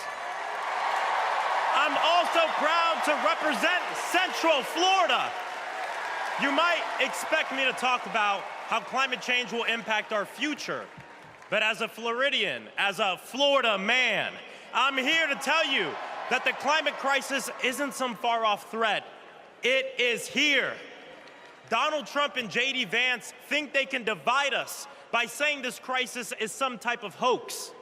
But I've walked the streets of communities that have been forced to rebuild after hurricane flooding destroyed their homes. I've heard the stories of immigrant farm workers made to work in horrid conditions exacerbated by this crisis. And I felt the scorching record heat and know that climate change can sometimes feel like an unstoppable force. But with our movement and with organizing and an administration that cares, we are making progress. Kamala Harris and Joe Biden have proven that tackling this crisis creates jobs, that investing in clean energy protects our health, and that investing in mass public transit builds strong communities. And we must always remember that peace is essential to our climate and war destroys our environment. This election is about every drop of water that we consume and every breath we breathe.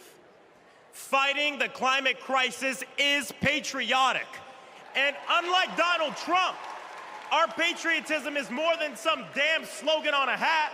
It's about actually giving a damn about the people who live in this country. Because when you love somebody, you want them to have clean air. When you love somebody, you want them to have safe drinking water. And when you love somebody, you want them to have a dignified job. And so, America, it's simple. Let's get to work and elect Kamala Harris and Tim Walz for our planet, for our future, for our present, and for our people. God bless.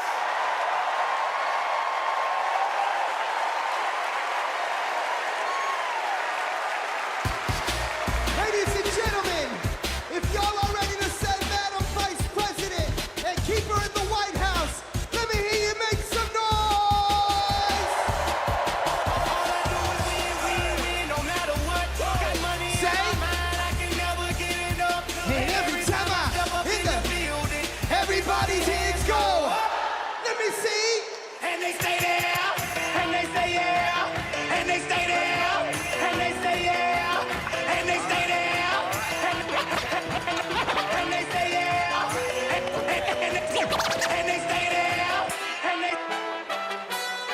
I want to hear you nice and loud, Chicago. Are there any union workers here today? Make some noise. Are there any teachers in this building? Make some noise. Now everybody hands up, up, up, up. Whoa. Thank you, ladies and gentlemen. I'm DJ Metro. We'll be back for more.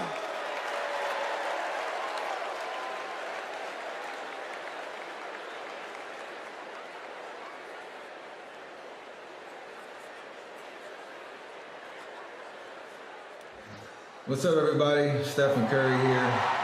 I know you all know I play for the Golden State Warriors, but man, what a great honor it was to represent Team USA and go out there and win that gold medal at the Olympics this summer. And that unity on and off the court reminded us all that together we can do all things and continue to inspire the world. That's why I believe that Kamala, as president, could bring that unity back and continue to move our country forward. This is about preserving hope and belief in our country, making sure families can be taken care of during their most precious times. I got to visit Kamala with my team in the White House last year, and I can tell you one thing I knew then, and I definitely know now. The Oval Office suits her well.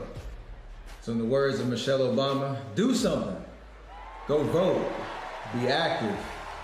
Let's show out in November like never before. It's been an honor for me to represent our country.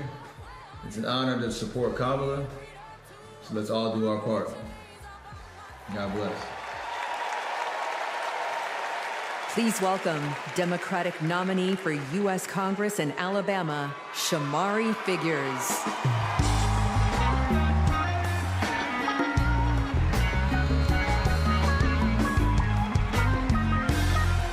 Good evening, America. And hello, sweet home Alabama. I am running for Alabama's 2nd Congressional District. This is the district that gave America the Tuskegee Airmen, Rosa Parks, Fred Gray, and it is the birthplace of the civil rights movement in Montgomery, Alabama.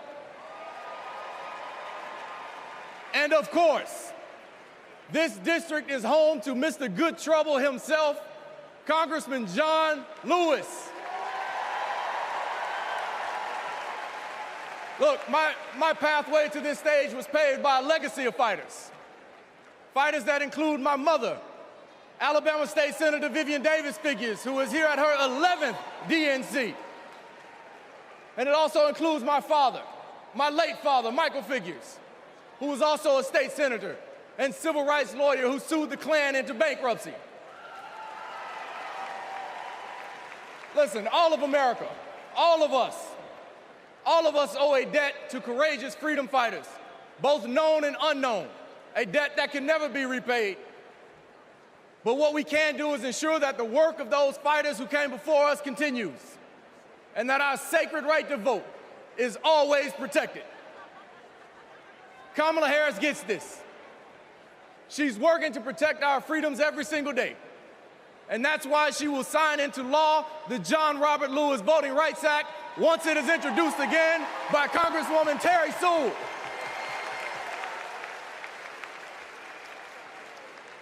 Listen, America, A California poet named Kendrick Lamar recently reminded us that sometimes we gotta pop out and show them. Well, America, it's time we pop out and vote.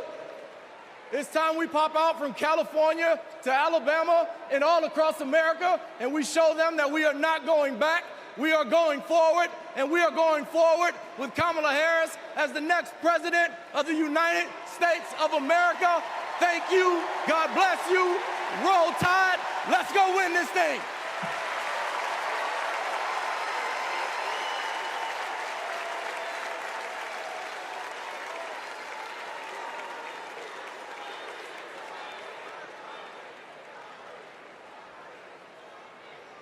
As I close out my segment tonight, I gotta send a quick message. Madrecita querida, I love you. Kamala Harris and Tim Walz understand what everyday Americans are going through because unlike Donald Trump, they actually grew up in families where every dollar mattered, where everything was earned and nothing was handed to them. Our next speaker knows something about that too. Please welcome my dear friend, our fellow Texan, our next senator, Representative Colin Allred.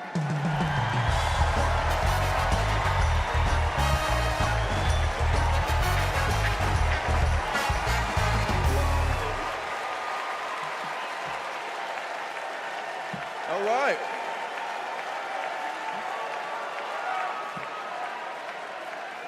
Hey everybody, I'm Colin Allred, a congressman from Dallas, dad to 2 perfect little boys. And this November, I'm gonna beat Ted Cruz.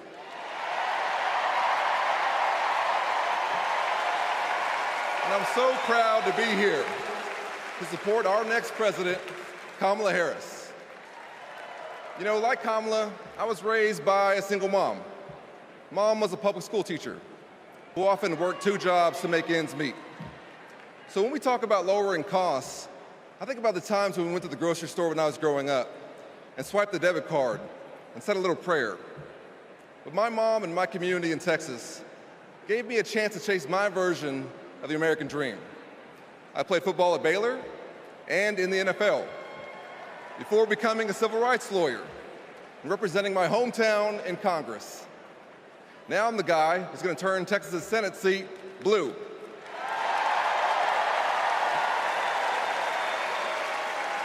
You know, in the NFL, we had a term for guys like Donald Trump and my opponent Ted Cruz.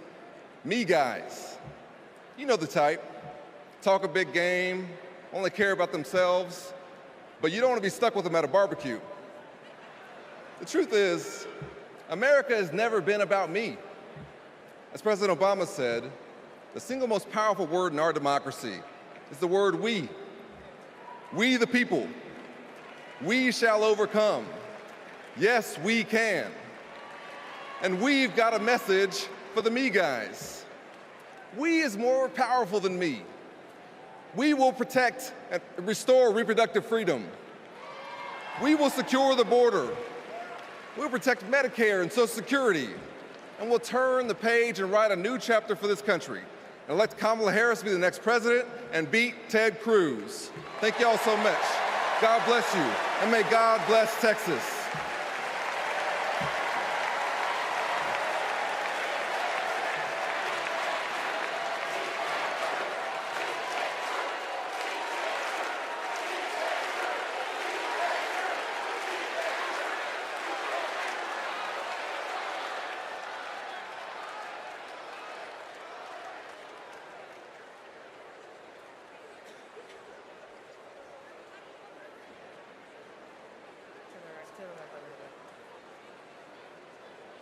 I'm Anya Cook. This is my husband, Derek, and our daughter, Anaya. 2 years ago, a miscarriage nearly killed me. At 16 weeks, my doctors told me to prepare for a stillbirth. I needed care. But my state's abortion restrictions kept it from me. I miscarried in a bathroom. I'll never forget my husband's face as he tried to stop the bleeding, trying to do what doctors should have been doing. When I reached the hospital, I'd lost nearly half the blood in my body. I can't change the past, but we can choose a different future.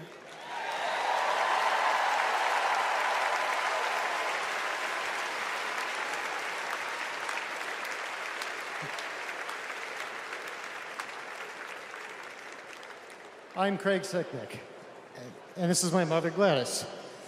My brother was a U.S. Capitol Police officer, Brian Sicknick, a hero who died after defending our country on January 6th.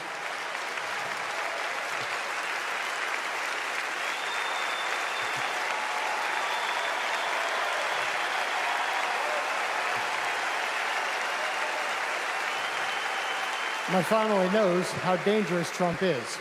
He incited the crowd, while my brother and his fellow officers were putting their lives at risk. We need a real leader, not an autocrat who is stuck in the past. Brian, we miss you every day.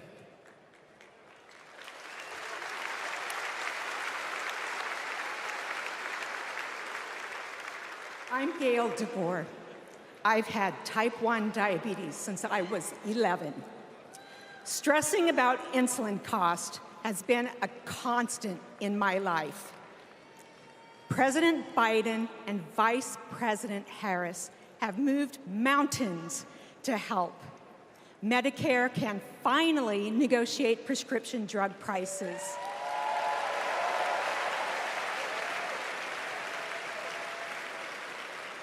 Insulin is capped at $35 for Medicare recipients.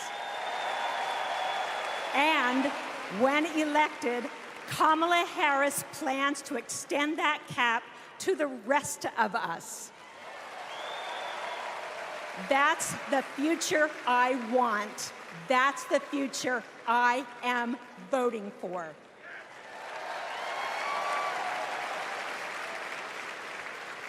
I'm Wani Romero, owner and CEO of Mothership Coffee in Las Vegas.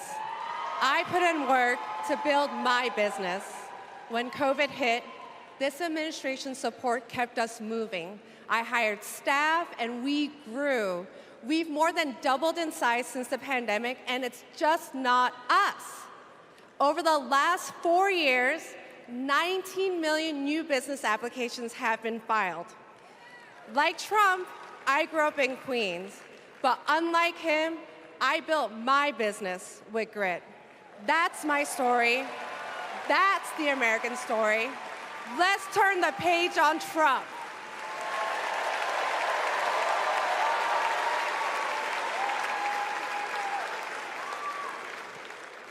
I'm Eric Fitz, and these are my sons, Christian and Carter.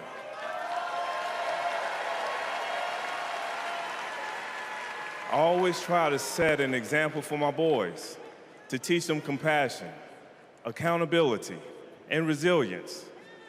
I want those values to be reflected in our leaders. I don't want to have to turn off the TV because our president is lobbing insults or telling lies. I'm tired of all of the hate. It's time to move forward, together, and build a country our kids can be proud of.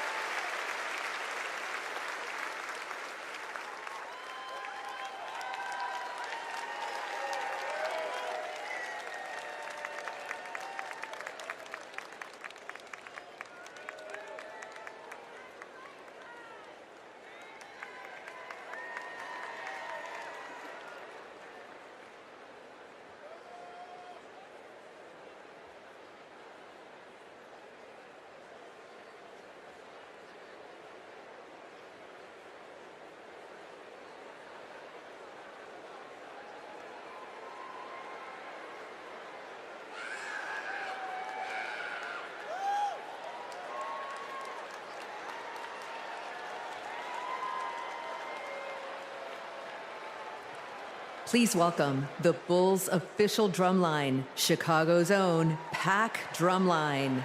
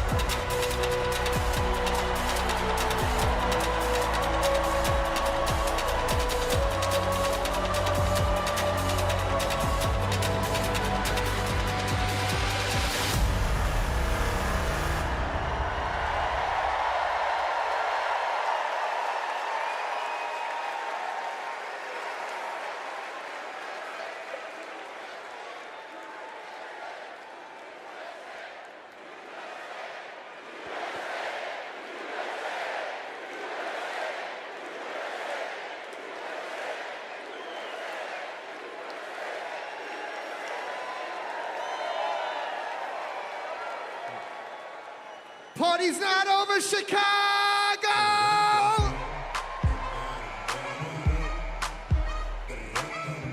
What I want to see is those flags and those hands up in the air.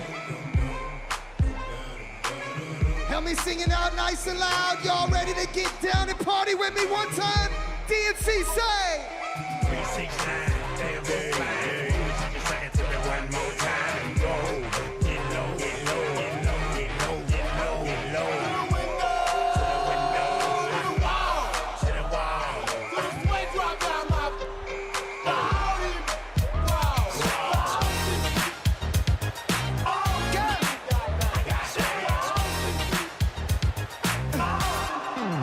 Pop, it's showtime, showtime. Guess who's back again? Say. They don't know.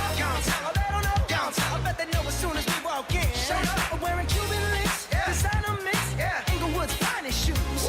Don't look too hard, might hurt yourself. Let me hear you say. I'm a dangerous man with some money in my pocket. Keep up. So many pretty girls around me and they're waking up the rocket. Keep up. Why you mad? Fix your face. Ain't my fault they all be jacking. Keep up. Players only. Come on, Joe. Brings up to the moon. Girls, what y'all trying to do? 24 karat magic in the air. Head to toe so bad. Look out. This ain't Texas. No hold 'em. So lay your cards down. Say. Pocket Lexus. And throw your keys up. Stick around, round. Nice and loud. And I'll be damned if I can't slow dance with you. Come pour some sugar on me, honey, too. It's a real live boogie and a real live hold down. Don't be a come take it to the floor now. Woo! There's a tornado in my city. In the basement. That ain't pretty. Rugged whiskey. We surviving. A red cup kisses, sweet redemption, passing time, yeah. Ooh, one step to the right, we headed to the dark. I think it's fine. Yeah, it's probably okay. It's a big enough flip there. If you can just like watch it when it's going up. Sure. Yeah. Yeah, we'll keep an eye on it. Yeah, Thank you.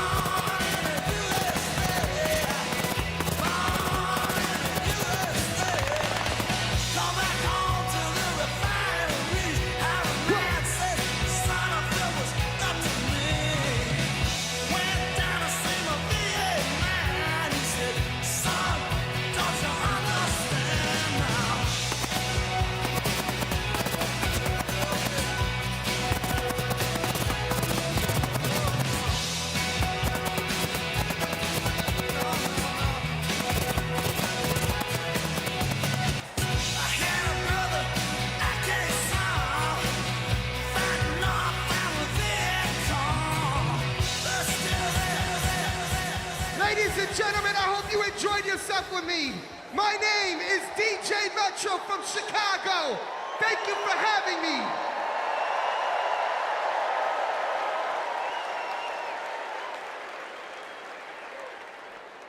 Here we go.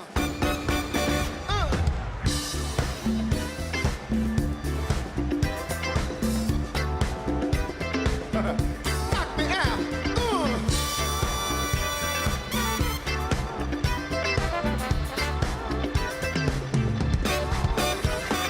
Superhighway, coast to coast, easy to get anywhere.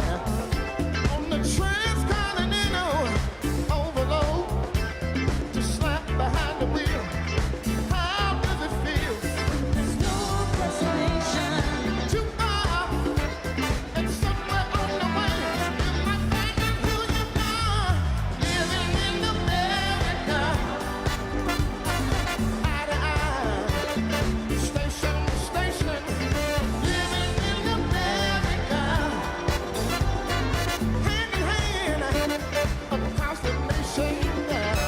Living in America, I got to have a celebration. Rock my soul, yeah, yeah. Come on, smokestack, fatback, many miles of railroad track. All night, radio, keep on running through your rock and roll soul. All night diners keep you awake on black coffee and a hard roll. I like to walk around, but everybody's working overtime. Living in America, eye to eye, station to station.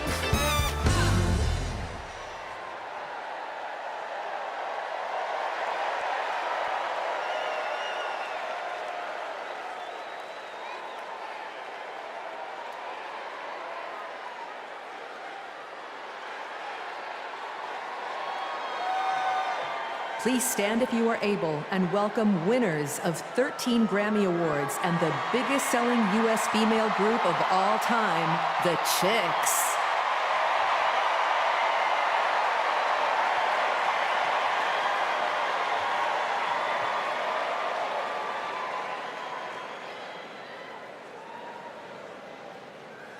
Oh, say, can you see by the dawn's early light what so proudly we hailed at the twilight's last gleaming, whose broad stripes and bright stars through the perilous fight o'er the ramparts we watched were so gallantly streaming, and the rocket's red glare, the bombs bursting in air, gave proof through the night that our flag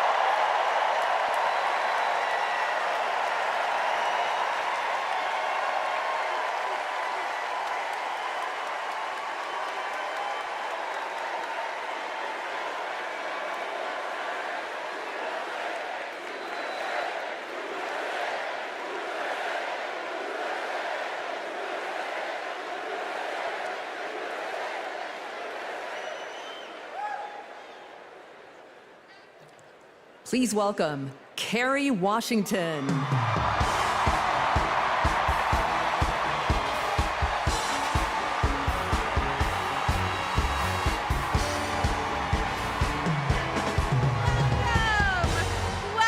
to the final night of the Democratic National Convention. The last 3 nights have been extraordinary, and tonight we hear from our next president, Kamala Harris. Now, as I stand here, I know that there are folks on social media already saying, go back to your TV show, shut up and act. But I am not here tonight as an actor. I am here as a mother, as a daughter, as a proud union member. I am here as the granddaughter of immigrants, as a black woman descended from enslaved people. I am here tonight because I am an American and because I am a voter and because we, the people, are stronger when all our voices are heard.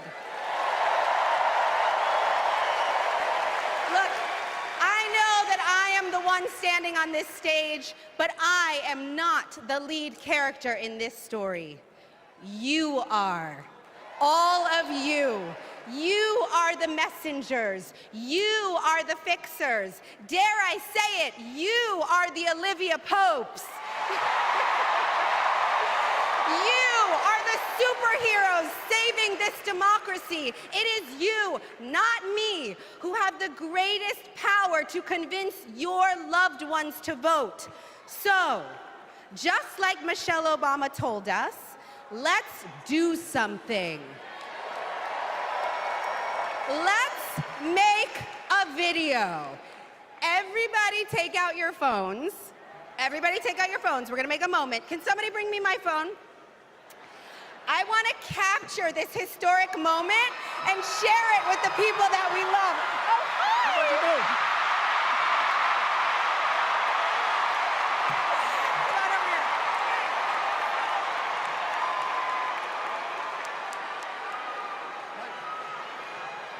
Okay, here's what we're gonna do.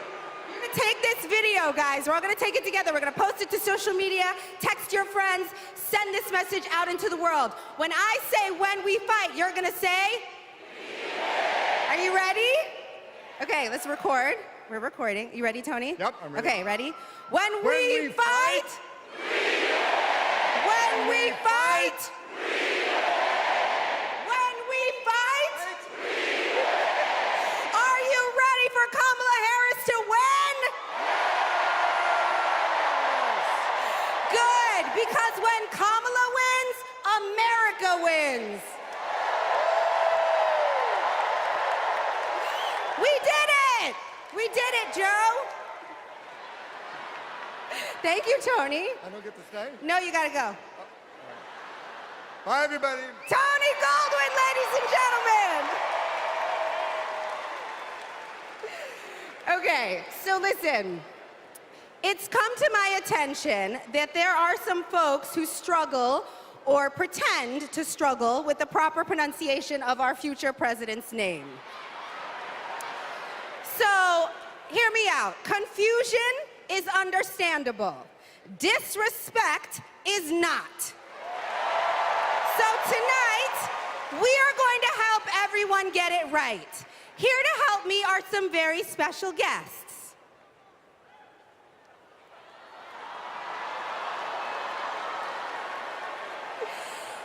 Thank you, ladies. Can you tell us your names? Hello, everybody. My name's Amara. And my name is Leela, her little sister. And what are you here to do? To teach you how to say your auntie's name. Okay. So how do you pronounce it? First, you say comma like a comma in a sentence. Then you say la like la la la la la. Put it together, and it's 1, 2, 3, Kamala. All right, so let's practice. Let's practice. Everybody over here, say comma. Everybody over here, say la. Together.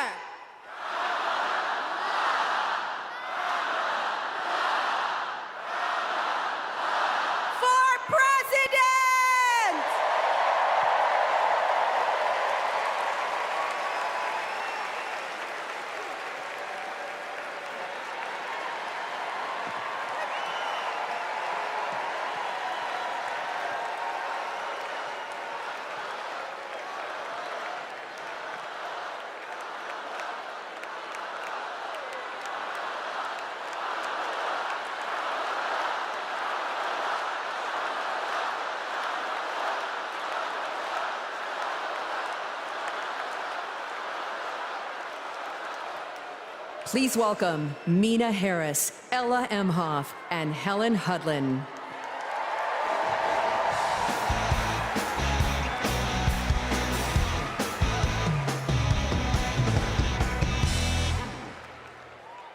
Hi, I'm Mina. I'm Ella. And I'm Helena. I grew up in Oakland, California, in a house full of extraordinary women. My mom, my grandma, and my auntie, who showed me the meaning of service, helping her sister, a 17-year-old single mom, fighting for justice for the American people, and still cooking Sunday family dinner. She guided me, now she's guiding my own children, and I know she'll guide our country forward. Kamala came into my life when I was 14, famously a very easy time for a teenager. Like a lot of young people, I didn't always understand what I was feeling, but no matter what, Kamala was there for me. She was patient, caring, and always took me seriously. She's never stopped listening to me, and she's not going to stop listening to all of us.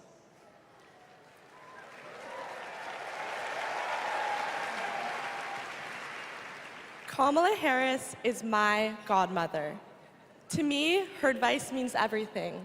Whether it's pursuing my passions, making an impact, or finding hope when the world doesn't feel so hopeful. She taught me that making a difference means giving your whole heart and taking action.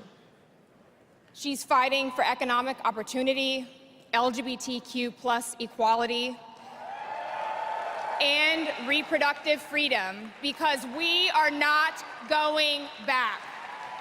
She's fighting for social justice, health justice, environmental justice, and she isn't alone. We're all in this fight together. So let's keep up the fight, let's keep up the joy. And let's elect this extraordinary woman as our next president.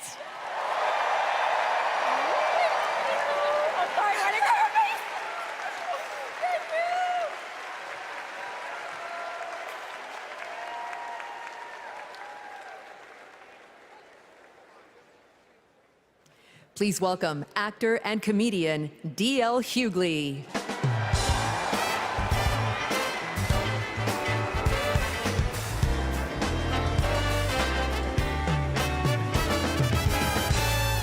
Hey now, hey Chicago, how y'all doing?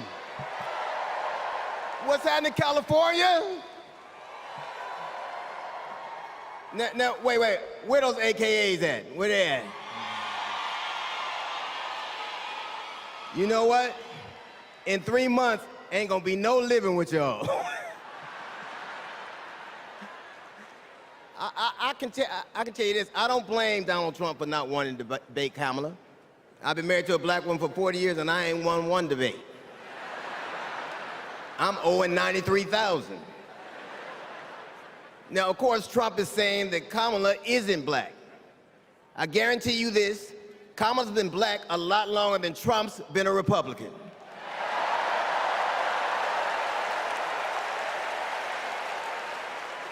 And if he keeps sliding in the polls the way he is, the only way he can keep Kamala out of the White House is if he buys it and refuses to rent it to her.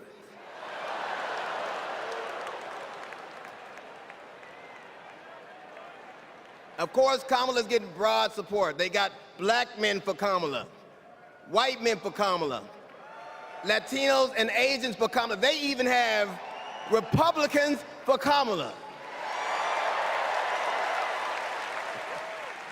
Republicans for Kamala. I guess Donald Trump will finally know what it's like when you get left for a younger woman.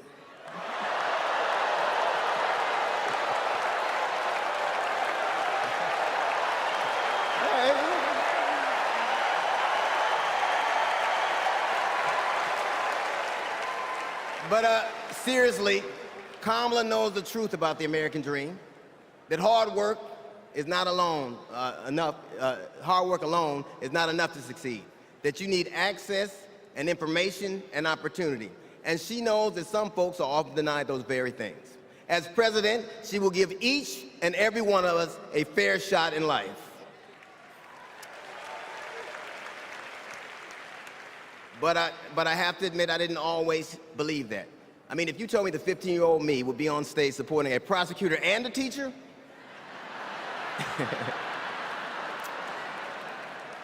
there is no way that I would have believed you. But because of that, I made assumptions about Kamala's record. And I often repeated them to a lot of people. Then one day, Kamala invited me to her house. She put her hand on my shoulder and she asked me to do some research. Something I had never done. Something a lot of people I know had never done before. Imagine attacking someone's character without a single Google search. So I did what I should have done in the first place. I learned that she had done for us exactly what she promised to. I believe that your apology should be as loud as your accusation, and I'm here apologizing in front of the whole damn world. I was wrong. I was wrong, and I'm so very glad I was wrong because, Kamala, you give me hope for the future, a future where my grandchildren, Nola and Stevie, had the freedom to control their own bodies, where they have the opportunity to go as far as their wits and their talents would take them. That future, ladies and gentlemen, is possible, but only if we elect Kamala Harris as the 47th President of the United States of America.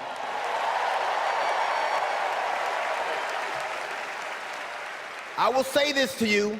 The best piece of advice I've ever gotten in my entire life is you don't have to know what you will do, just know what you won't. And we won't go back.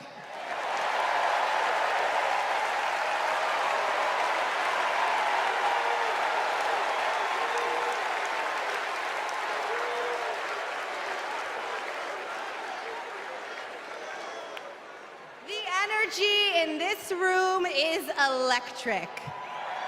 And you can feel it everywhere, all over the country. In the coming weeks, I want us to find ways to maintain this energy and this joy and this commitment, because there will be days when the work ahead seems impossible. And when that happens, I know what I do. I get involved, I get engaged, I ask myself, how can I be of service to my community? Because community is why we do this, am I right? Yes, we do this for our children, for our parents, for our teachers and care workers who treat our loved ones like their own. We do this for working families who make this country thrive. We do this for the planet and for each other. We do this for justice and for peace and for democracy. And as we are about to hear, we do this for the safety of our communities.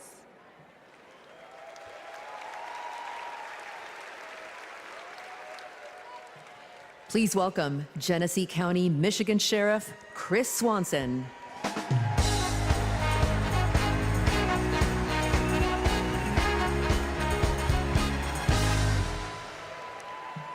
My job is to protect people, all people.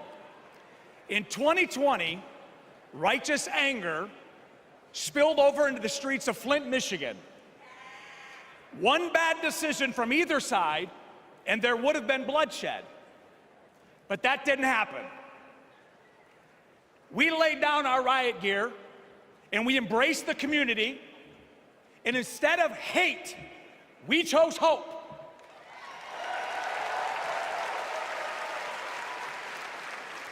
On January 6th, the opposite occurred. That day was paved with division, deceit, and denigration. Police officers were attacked that day. It could have been stopped. We need a leader who will embody what's affixed to all three sides of my sheriff patrol cars: protect, serve, and unify. Kamala Harris is that leader. As a prosecutor, Kamala Harris protected us by putting violent criminals and sex offenders behind bars. If I was in a courtroom, she's exactly the tough prosecutor that I'd want to see. As vice president, she served America by keeping us safer. And I can testify firsthand, where I come from, crime is down and police funding is up. As President, Kamala Harris will unify our country. She will bring us together because our country needs a leader who will go toe-to-toe with drug cartels and bullies. One who has already taken the oath, raised her right hand to advocate for the people. I can tell you in 2020, we were able to turn a protest into a peaceful movement by walking together. One city, one community, and one country. America, let's walk. Let's walk. Let's walk together and let's elect Kamala Harris and turn hate into hope yet again. Thank you.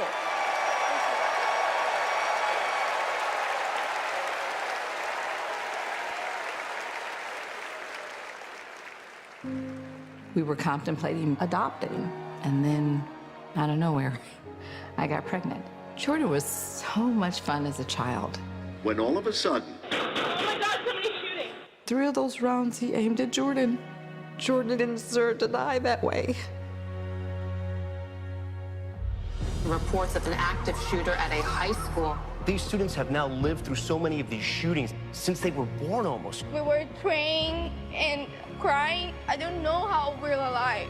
An active shooter at an elementary school in Uvalde, Texas. Multiple children have been killed. Most of the body's so mutilated that only DNA tests or green Converse could identify. Trump did nothing on guns and was proud of it. There was great pressure on me. We did nothing. After a mass shooting in Iowa, Trump said, I have to get over it. "You never get over it." Kamala Harris and Joe Biden refused to get over it. As district attorney, she got illegal guns off the street. As attorney general, she took on transnational crime rings and stopped gun trafficking. As vice president, she helped pass the most sweeping gun violence legislation in 3 decades, keeping guns out of the hands of criminals, expanding background checks, closing loopholes. We'll finally pass red flag laws, universal background checks, and an assault weapons ban. Kamala understands the fight we're in. The power is with the people. And gives people like me, survivors like me, hope.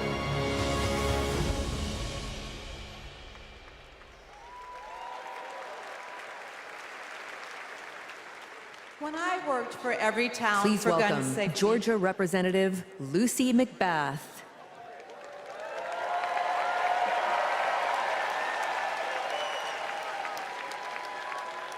When I worked for Every Town for Gun Safety and Moms Demand Action for Gun Sense in America, I saw firsthand the power of telling our stories. You've just heard mine, but there are many more to tell.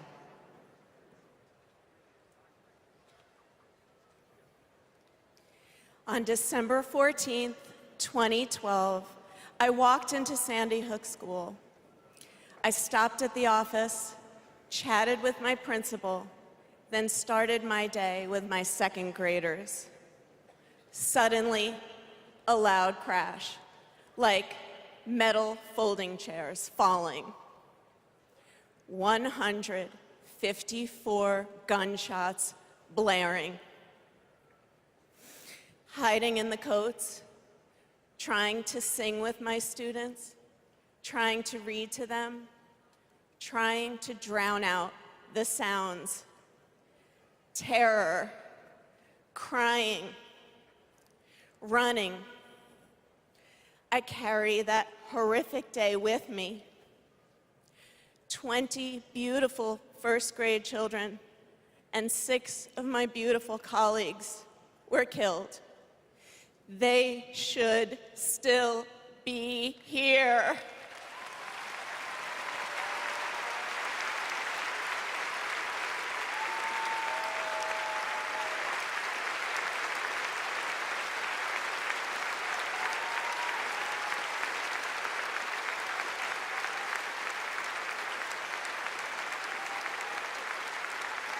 It's 10:30 a.m. at Robb Elementary in Uvalde. The school is recognizing my 10-year-old daughter, Lexi, for receiving all A's. She receives a Good Citizen Award, and we pose for photos. She wears a St. Mary's sweatshirt and a smile that lights up the room. 30 minutes later, a gunman murders her, 18 classmates, and 2 teachers. We are taken to a private room where police tell us she isn't coming home. Uvalde is national news. Parents everywhere reach for their children. I reach out for the daughter I will never hold again.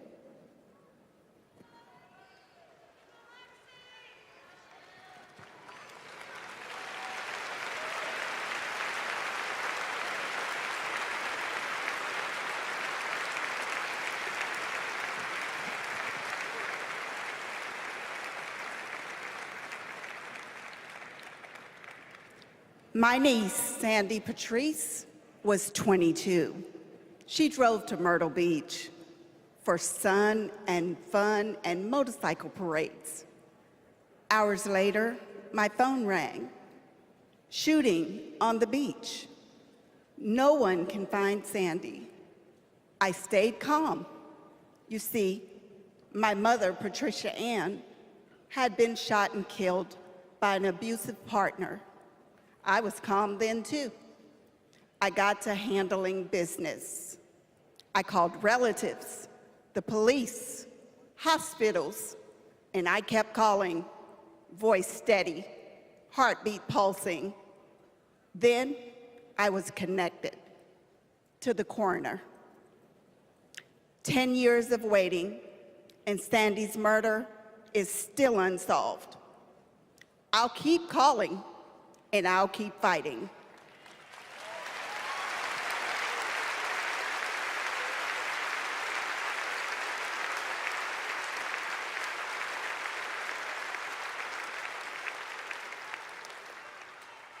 I was in high school when my classmate got shot.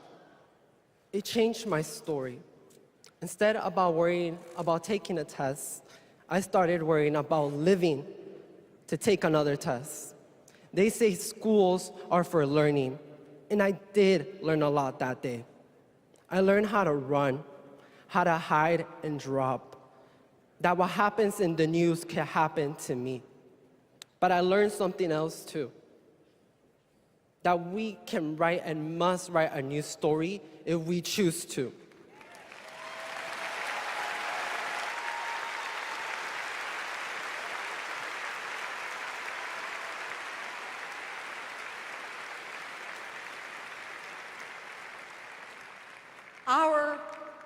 Are stories of loss. But make no mistake, our losses do not weaken us. They strengthen our resolve. We will secure safer futures that we all deserve. We will organize. We will advocate. We will run for office.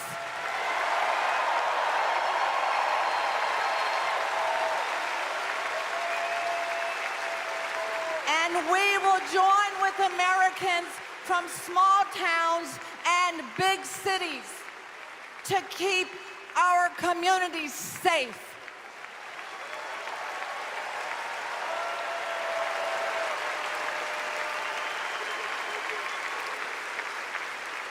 And we will elect leaders like Kamala Harris, who won't just empathize, but will act.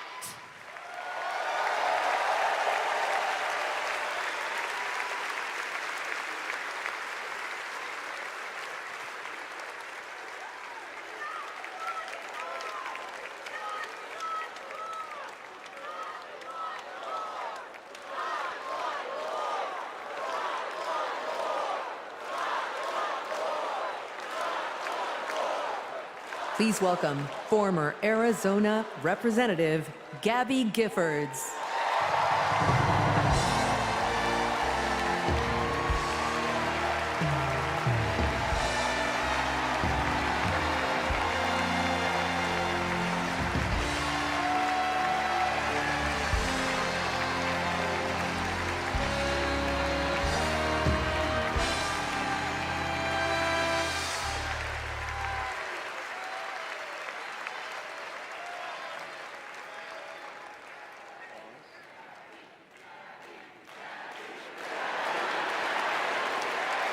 Hello, fellow Americans!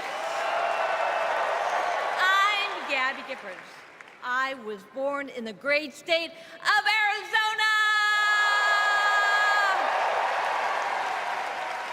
I was born with grit. I grew up racing motorcycles, mucking stalls, and exploring the beautiful desert. I fell for an astronaut.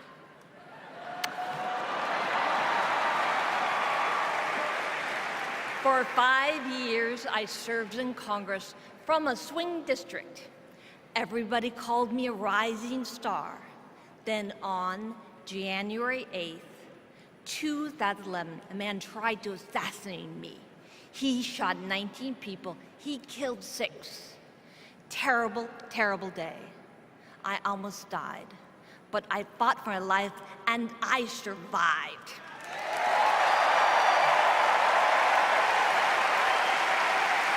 I learned to walk again, one step at a time. I learned to talk again, one word at a time. So many people helped me as I worked hard to recover, including a decent man for Delaware who always checked in. He still does. Thank you, Joe Biden. Thank you for everything. Joe is a great president. My friend Kamala will be a great president. She is tough. She has grit. Kamala can beat the gun lobby. She can fight gun trafficking. Kamala stood up to Wall Street and the drug company. She will protect abortion access. She will defend our freedom. She saved lives. Join me in voting for Kamala Harris. Bravo! Thank you.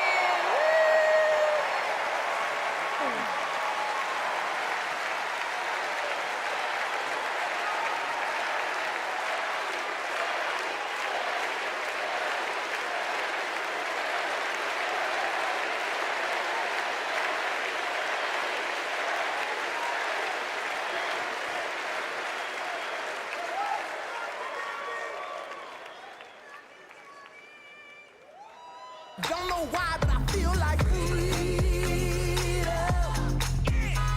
I had the honor of meeting Vice President Harris when I got to introduce her when she spoke at my high school about gun violence. Parkland happened, and all I could think about is that I wanted to keep my kids safe. On July 4th, 2022, I was next in line to walk in the Highland Park Independence Day Parade when gunshots erupted. 7 people were shot and killed, and 48 more were injured. Vice President Harris has been a gun sense champion since she was our California AG. We have 2 options in November. We have Kamala Harris, who has already proven her leadership in the Biden-Harris administration. They passed the first ever comprehensive gun reform in 30 years. Meanwhile, Donald Trump has cozied up to the NRA and the gun lobby. I have full confidence in Vice President Harris that she's dedicated to and committed to finding a solution to end gun violence.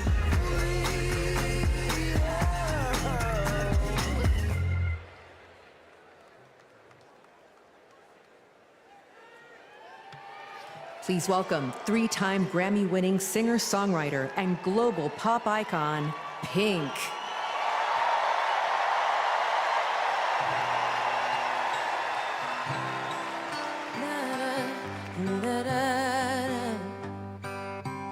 We're searchlights, we can see in the dark.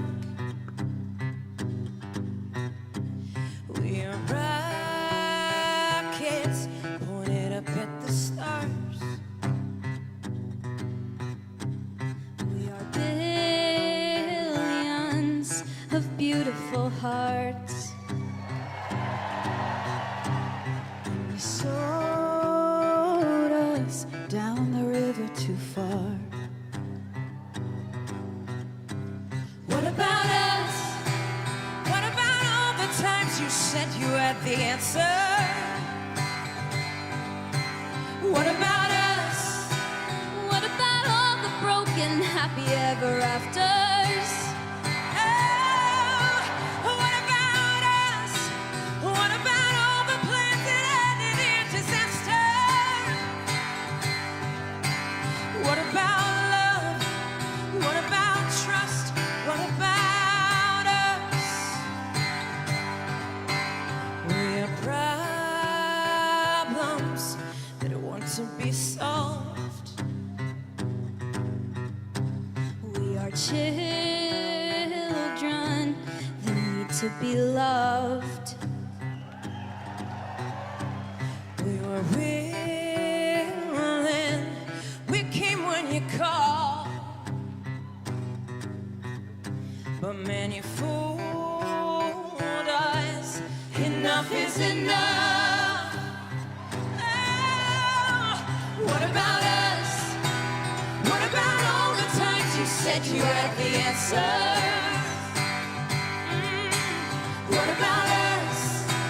What about all the broken happy ever afters? What about us? What about all the plans that ended in disaster? What about love? What about trust?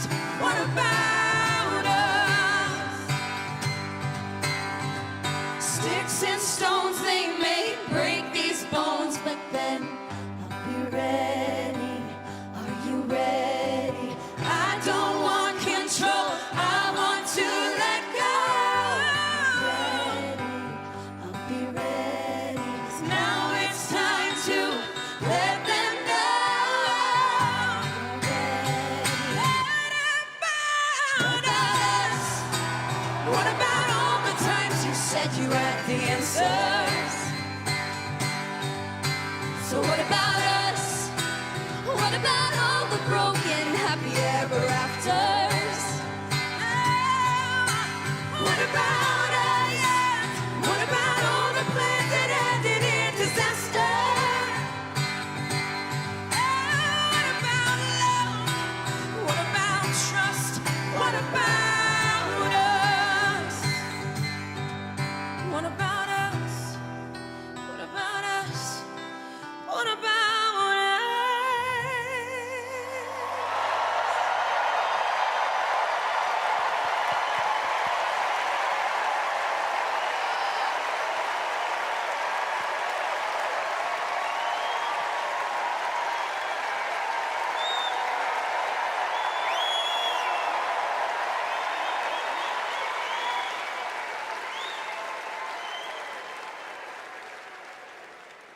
Global security and global prosperity depend on the leadership of the United States of America.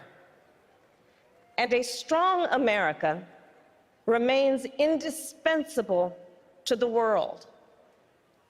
Our democratic ideals of freedom and liberty inspire billions, and our military is the strongest in the world. Our military is a force that underwrites global stability and our national security.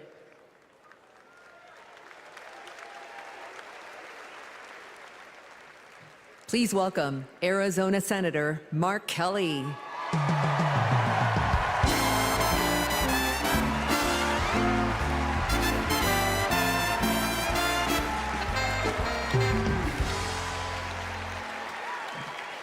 Hello, Chicago.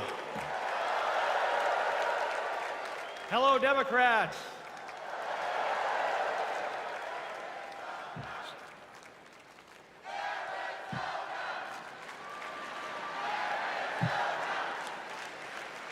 So, President Obama had to follow Michelle.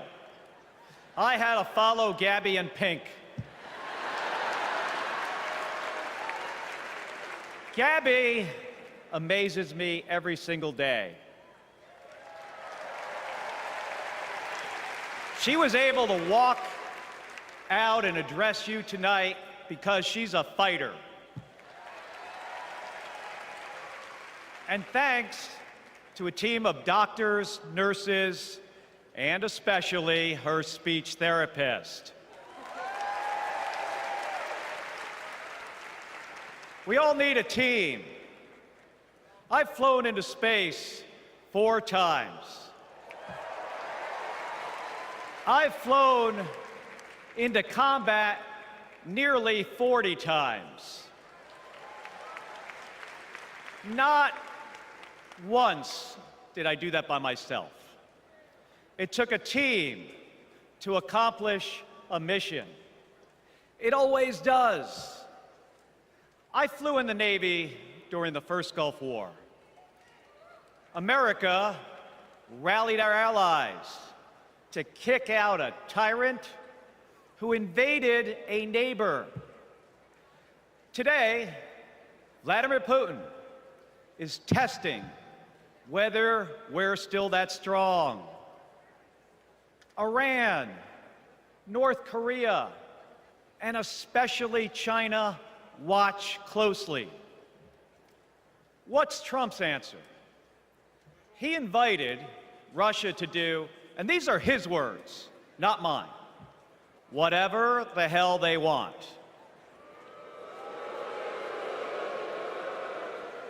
Vice President Harris has always championed America's support for NATO, for Ukraine,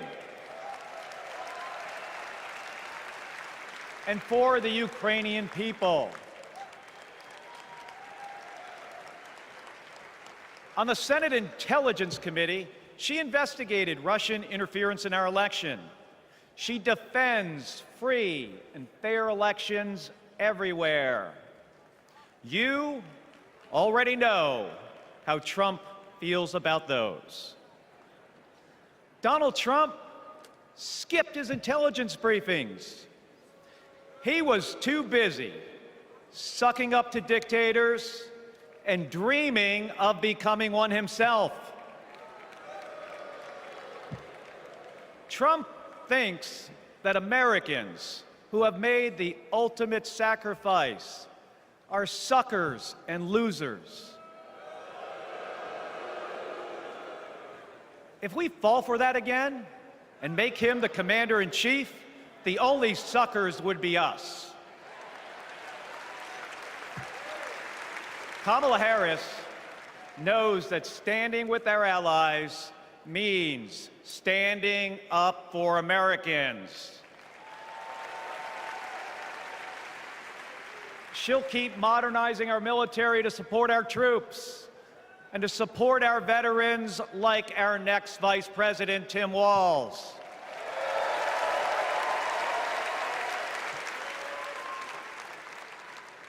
The world laughs at Trump, literally. But folks, it is not funny. When he was president, that meant the world was laughing at us. The threats we face are too serious. The sacrifices our service members make are too sacred. The alliances we've spent decades building are too critical. That's what's at stake now. And the choice isn't even close. But in Arizona and nationwide, this election will be.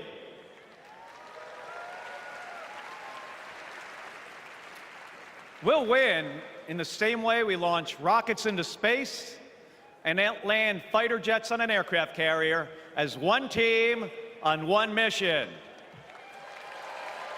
State by state, voter by voter, coming together. No country is better than ours at solving big problems. So, On November 5th, let's prove that America is still the leader the world needs today by electing the leader we need right now, Kamala Harris. Thank you, everybody. Thank you.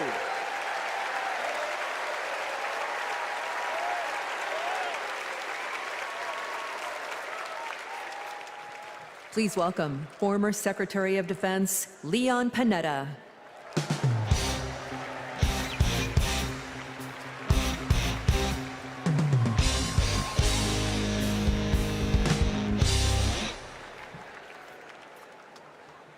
My fellow Americans, I'm proud to have served in the Army, the Congress, the White House, Chief of Staff, CIA Director, and Secretary of Defense.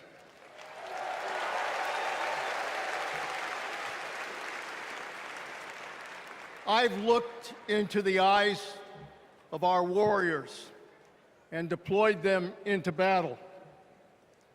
I gave the order directing our Special Operations Forces to fly 2 helicopters 150 miles into Abbottabad at night. And by the time the sun rose, Osama bin Laden was dead.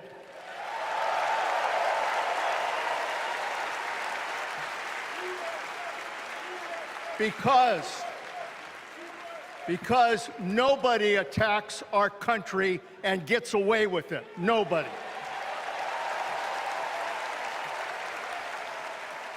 That's what our warriors do. That's what our warriors do. Our warriors need a tough, cool-headed commander-in-chief to defend our democracy from tyrants and terrorists. We need Kamala Harris behind the resolute desk. She knows a tyrant when she sees one. And our allies know a leader when they see one. On the Senate Intelligence Committee and as Vice President, she worked with more than 150 world leaders. She's looked our allies in the eye and said, America has your back. Trump would abandon our allies and isolate America. We tried that in the 1930s. It was foolish and dangerous then, and it's foolish and dangerous now.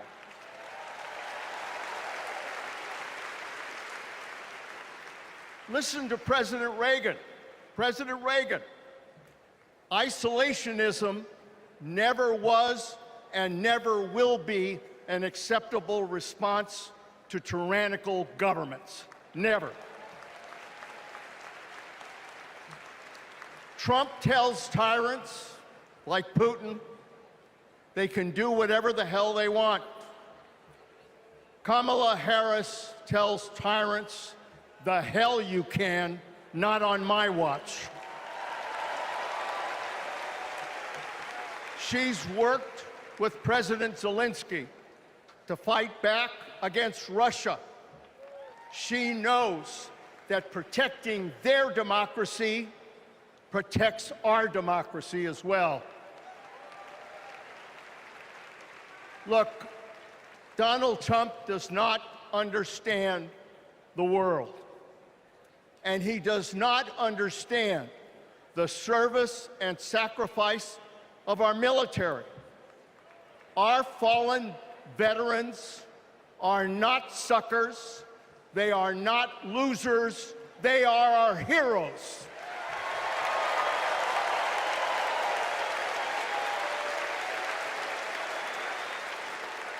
Kamala Harris will honor our veterans. And in Tim Walz, we will have a vice president who has served in uniform honorably for 24 years.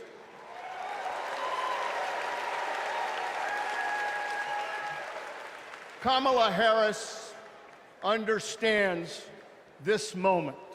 It is a moment of danger and a moment of opportunity. She'll keep America's military the strongest in the world, the strongest ever known. And she understands what our military is for. The role of our military is to defend us from foreign enemies. It is not to threaten Americans, and it sure as hell isn't to put immigrants in camps.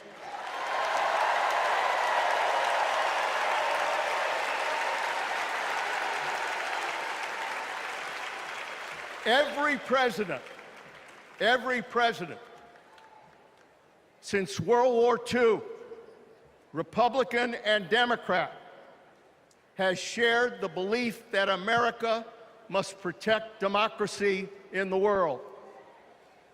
Every president has honored our veterans and their sacrifices. Every president, but one.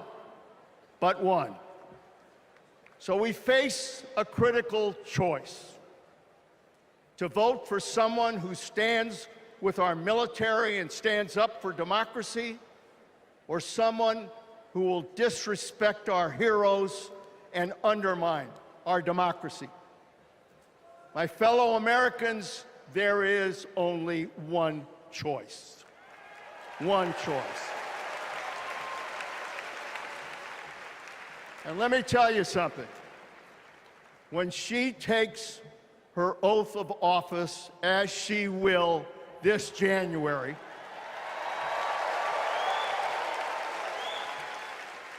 our allies will cheer, our enemies will fear, and we will have a commander-in-chief that we can trust. God bless our veterans, and God bless our country.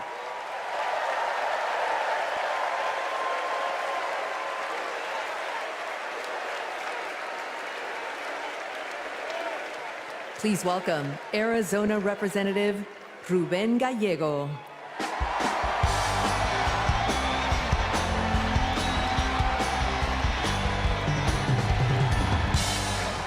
I'm a dad, husband, congressman, and the proudest Arizonan you'll ever meet.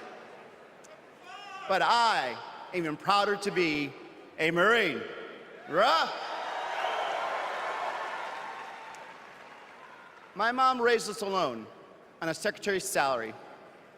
I slept on the floor.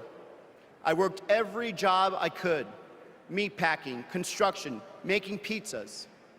I made it to Harvard with no money or connections.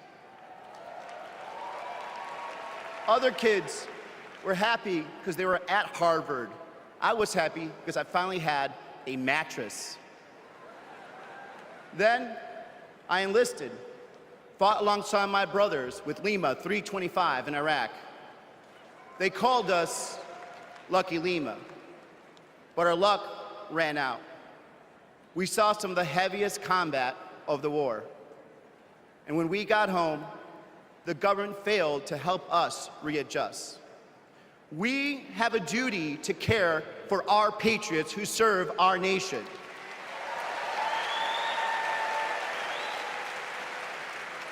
For the Vietnam veteran in Buckeye who relies on the VA for his medication. For the Afghan veteran in Pittsburgh who finally got treatment for his PTSD. For the Marine in Milwaukee who relies on the benefits she earned. For my Navajo brothers and sisters who serve the Marines with me, I remember you too. Kamala Harris and Tim Walz are fighting for them. Kamala Harris has delivered more benefits to more veterans than ever before, and has achieved the lowest veterans unemployment rate in history. Vice President Harris has stood up for us and our families always. Tim Walz served for 24 years. His passion for veterans earned him respect on both sides of the aisle, and he stands with us too. In fact, let me introduce you to some of the many Democrats who understand what service means, because we put country over politics. We were proud to wear the uniform. And we're proud serving our countries in city halls, state capitals, the U.S. House, and the Senate. These veterans represent the best of our country. We stand united as veterans, Democrats, and patriots to fight for everyone who serves.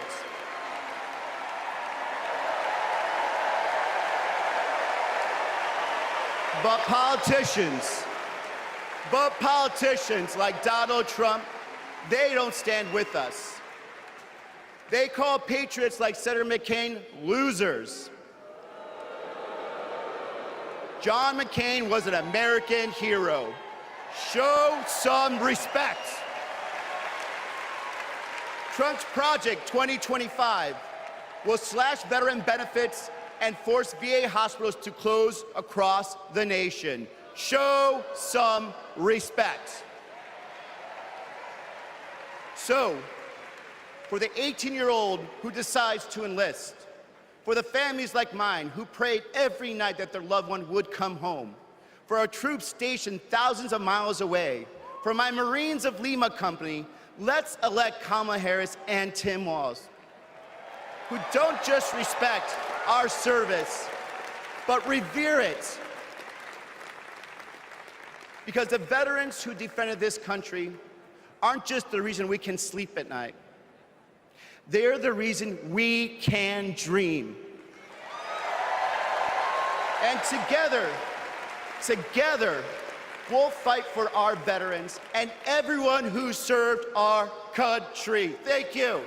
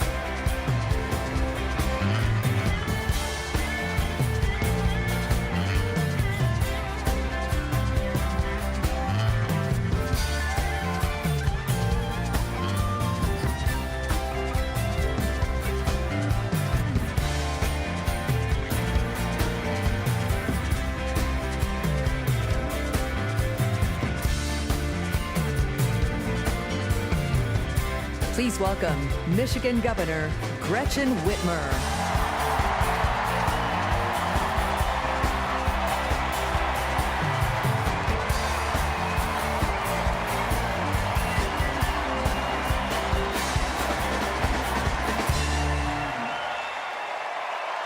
I'm Governor Gretchen Whitmer. In Lansing, they call me Governor. But in Detroit, they call me Big Gretch.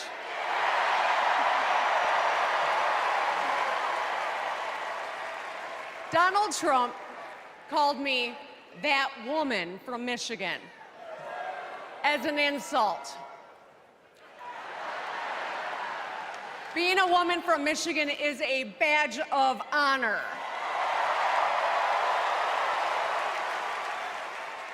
Like women across America, we just GSD. Get stuff done. At 29, I joined the sandwich generation. Sandwiched between working and raising my newborn and caring for my mom, who was dying from brain cancer. It was hard, but not extraordinary. It's life. Those nights reminded me who I was fighting for. People just trying to make it. Kamala Harris knows who she's fighting for, too. She took care of her mom, who also battled cancer. As president, She'll fight to lower the cost of health care and elder care for every family. She's lived a life like ours. She knows us. Donald Trump doesn't know you at all. You think he understands that when your car breaks down, you can't get to work? No. His first word was probably chauffeur. You think he's ever had to take items out of the cart before checking out? Hell, you think he's ever been to a grocery store? That's what the chauffeur is for. But Kamala Harris, she gets us. She sees us. She is us.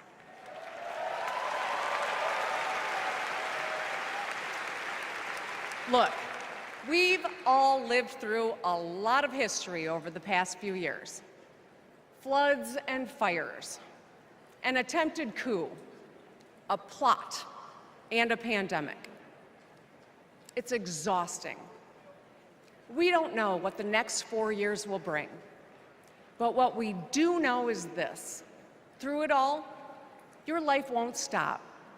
You're gonna have to get to work, pick up the kids, and pay your bills. And then one day, when you're just trying to get everyone out the door, a news alert goes off. Something happened.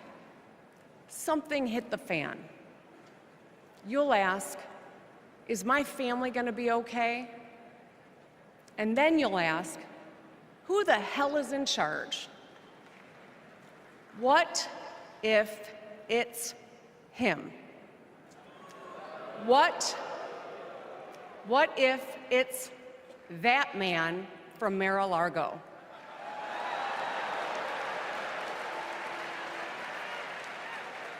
I know, in a crisis, we need someone strong enough to come up with a plan, to tell the truth, and to bring people together.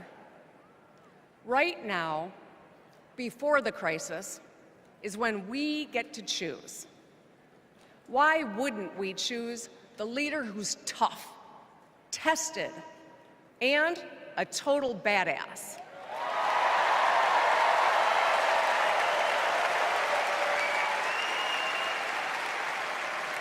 I know who I want as our commander-in-chief. America, let's choose Kamala Harris.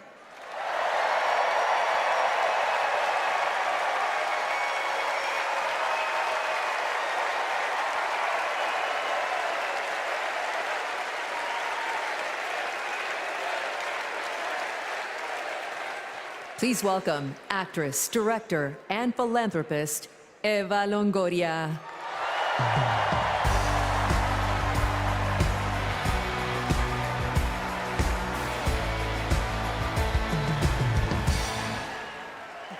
Hello, Chicago!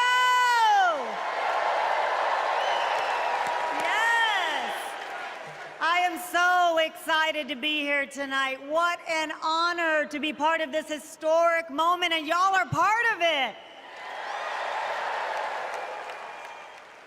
Look, I have known Kamala Harris for more than a decade, and she comes from a family a lot like mine, and I'm sure a lot like yours.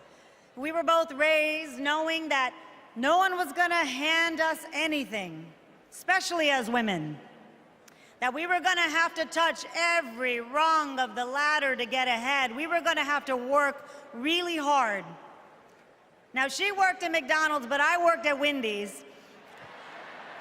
And look at us now. You see, Kamala and I were able to see beyond the horizon because our families supported our big dreams.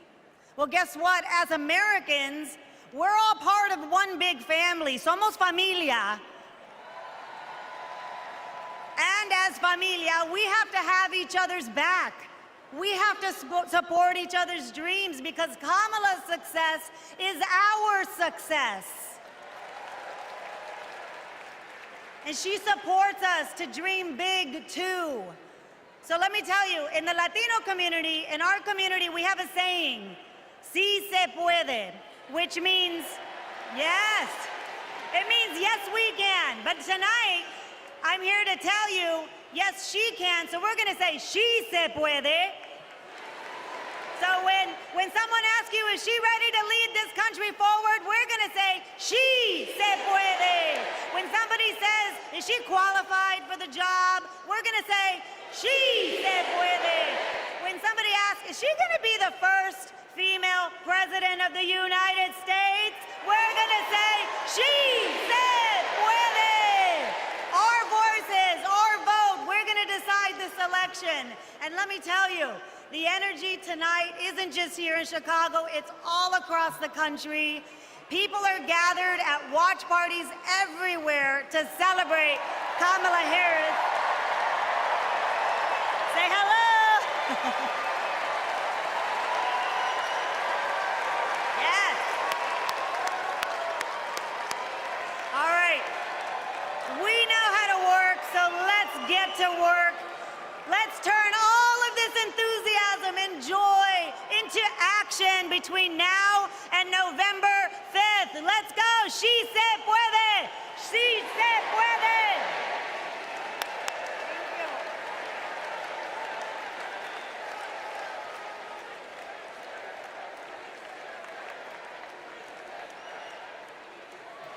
Please welcome former Illinois Republican Representative Adam Kinzinger.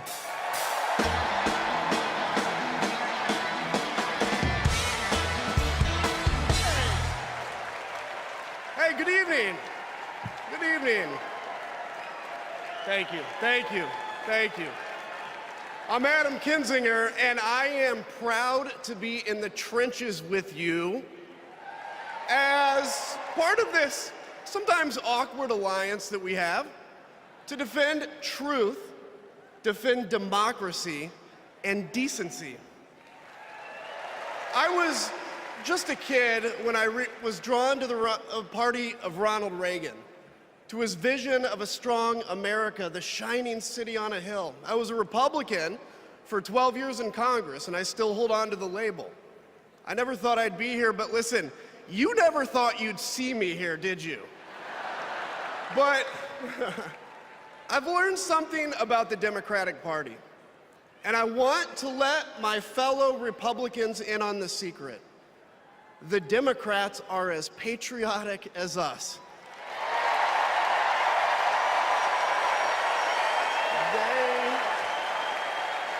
They love this country just as much as we do.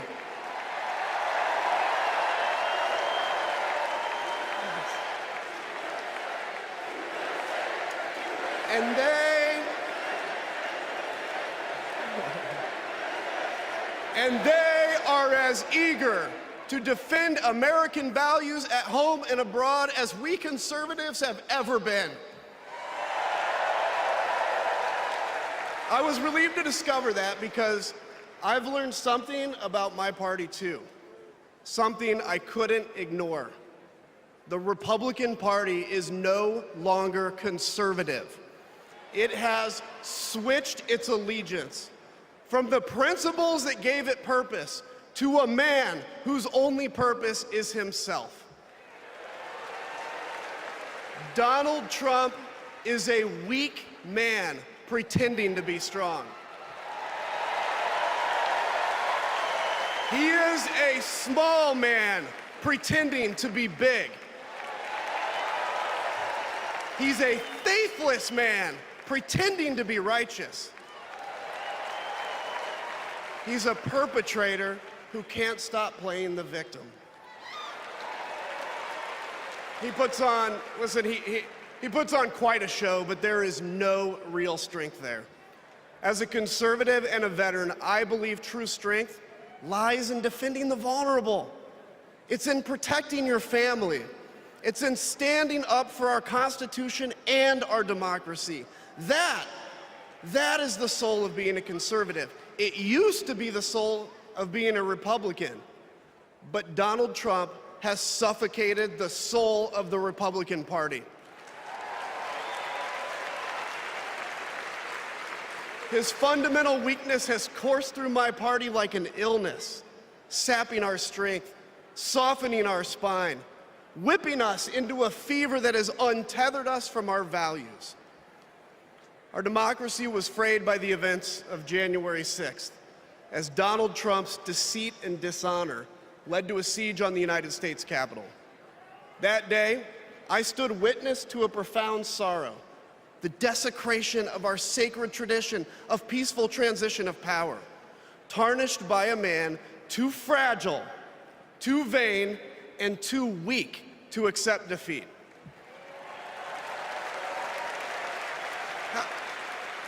How can a party claim to be patriotic if it idolizes a man who tried to overthrow a free and fair election?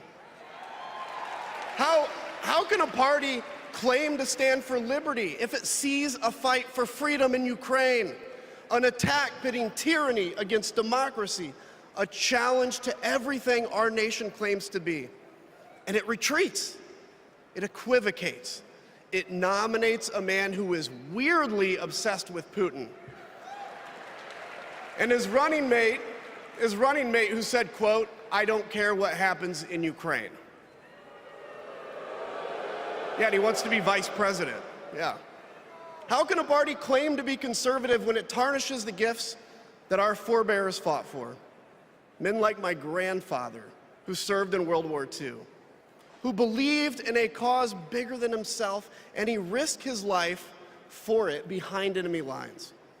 To preserve American democracy, his generation found the courage to face down armies. Listen, all we're asked to do is to summon the courage to stand up to one weak man.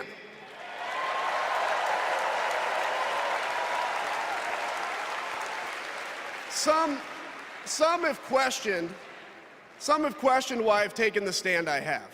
The answer is really simple, ladies and gentlemen.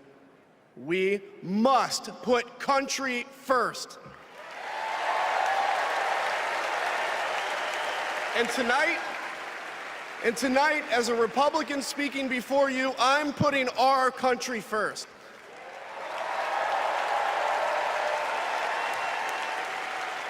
Because the fact is, I do belong here. I know Kamala Harris shares my allegiance to the rule of law, the Constitution, and democracy. And she is dedicated to upholding all three in service to our country. Whatever policies we disagree on pale in comparison with those fundamental matters of principle, of decency, and of fidelity to this nation.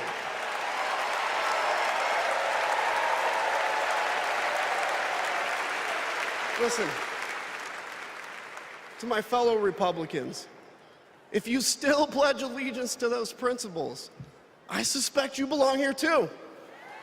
Because democracy knows no party.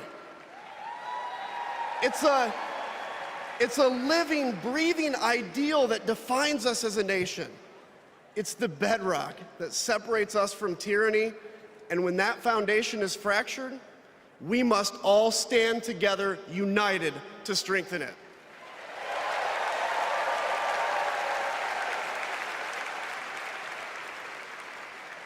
If you think those principles are worth defending, then I urge you, make the right choice. Vote for our bedrock values, and vote for Kamala Harris. God bless you.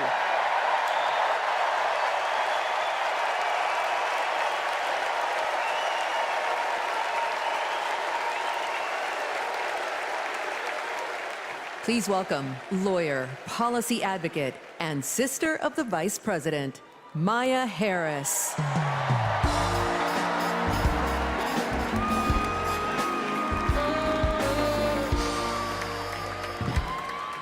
Hello, Chicago. In 1958, a 19-year-old from India left the only country she'd ever known to chart her own path in America. She came here to pursue an education, but she stayed here to build a life. Her name was Dr. Shamala Gopalan Harris.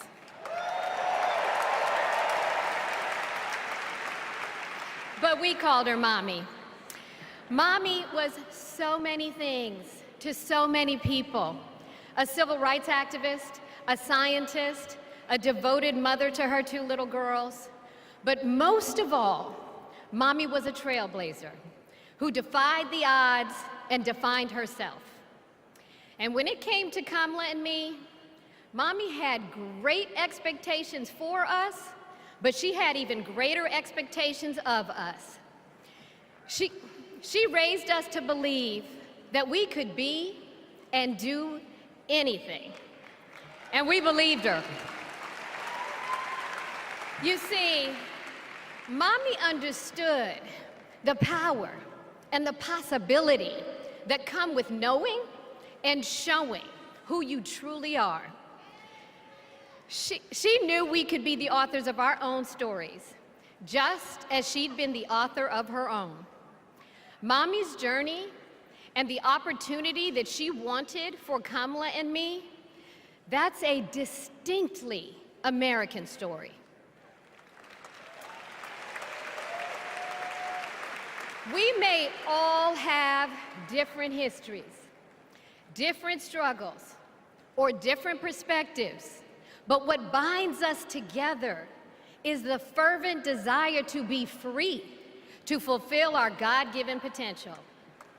Kamala's entire life has been about fighting for each of us to have that freedom. And like so many Americans, Kamala knows what it's like to be underestimated and be counted out.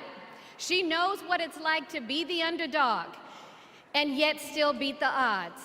And now, she has created so much electricity, so much optimism, so much joy throughout the nation, and it is why we need her leadership in this historic moment.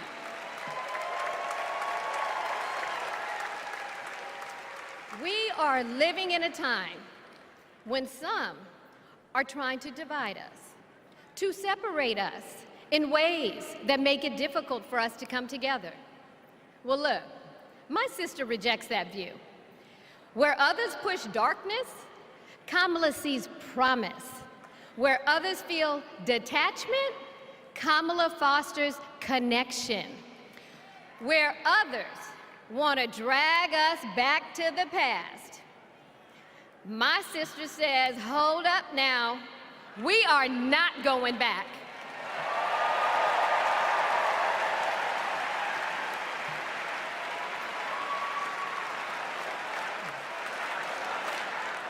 Because Kamala understands we have so much more in common than what separates us. She knows the measure of our success isn't just winning an election. It's about who we bring along and lift up in the process.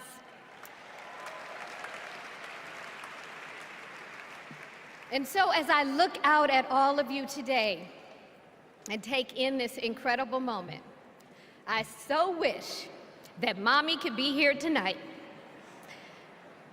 I can just see her smiling, saying how proud she is of Kamala. And then, without missing a beat, she'd say, that's enough, you got work to do. She would tell all of us to roll up our sleeves and get to work, to elect a leader who sees the potential in each of us, a leader who cares for all of us, a leader who fights for every one of us.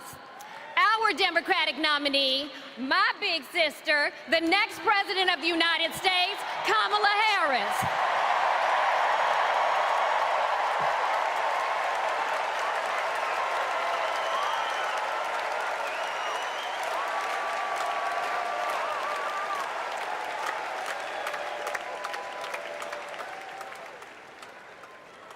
Please welcome North Carolina Governor Roy Cooper.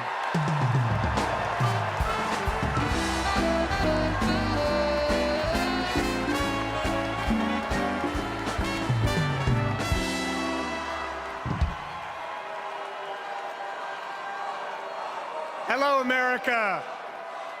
I'm Roy Cooper, the last guy standing between you and the moment we're all waiting for.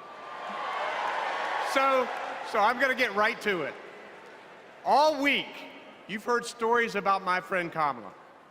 I want to take you behind the scenes of one of them. 2011 was a rough time for American homeowners.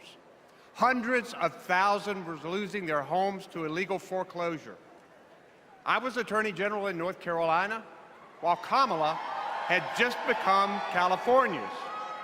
All the AGs were close to a settlement with the big banks, and it was a pretty good deal.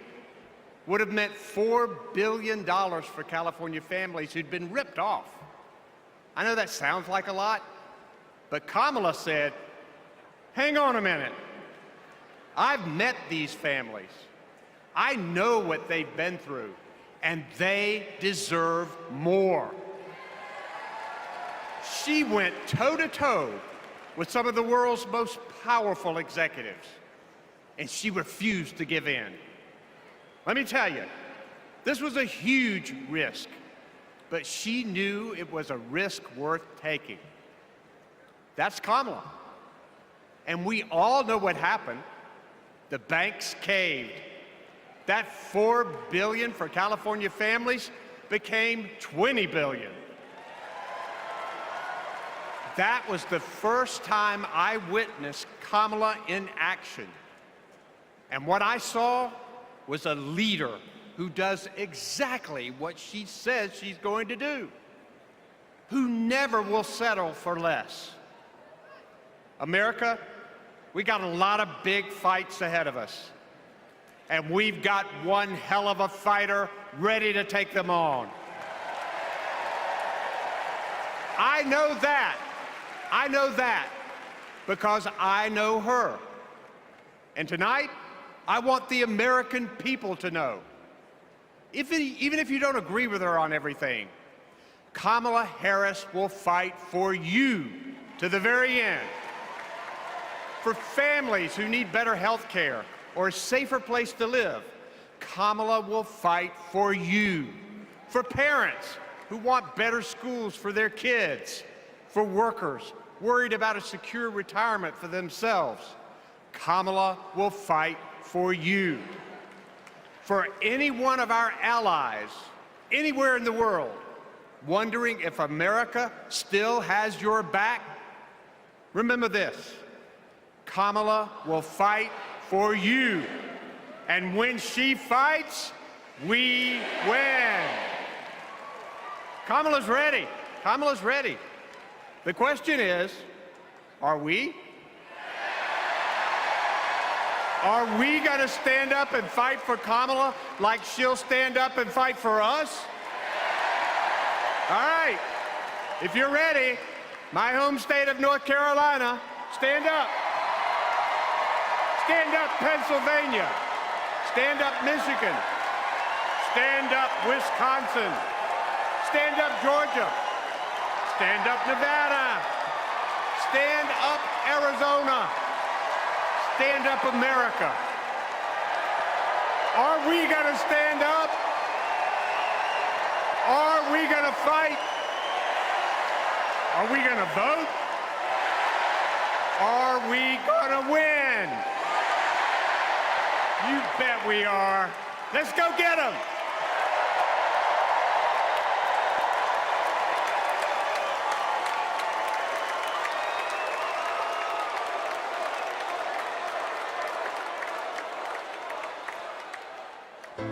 She grew up in a tight-knit neighborhood. It was the kind of place where your neighbor would look after you when school let out, where your first-grade teacher would show up at your law school graduation.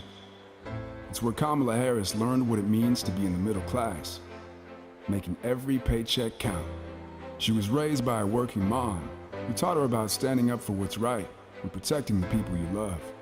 Kamala carries the lessons of our mother, the fighting spirit of our mother, the compassion. She was all of 5 feet tall. If you met her, you would have thought she was 7 feet tall. And our mother, if I'd ever come home complaining about anything, she wouldn't have it. The first thing she'd say is, well, just stop the complaining. Just tell me what you're going to do about it. And since she was a young girl, Kamala Harris has been fighting for families like the ones she grew up with. That is Kamala.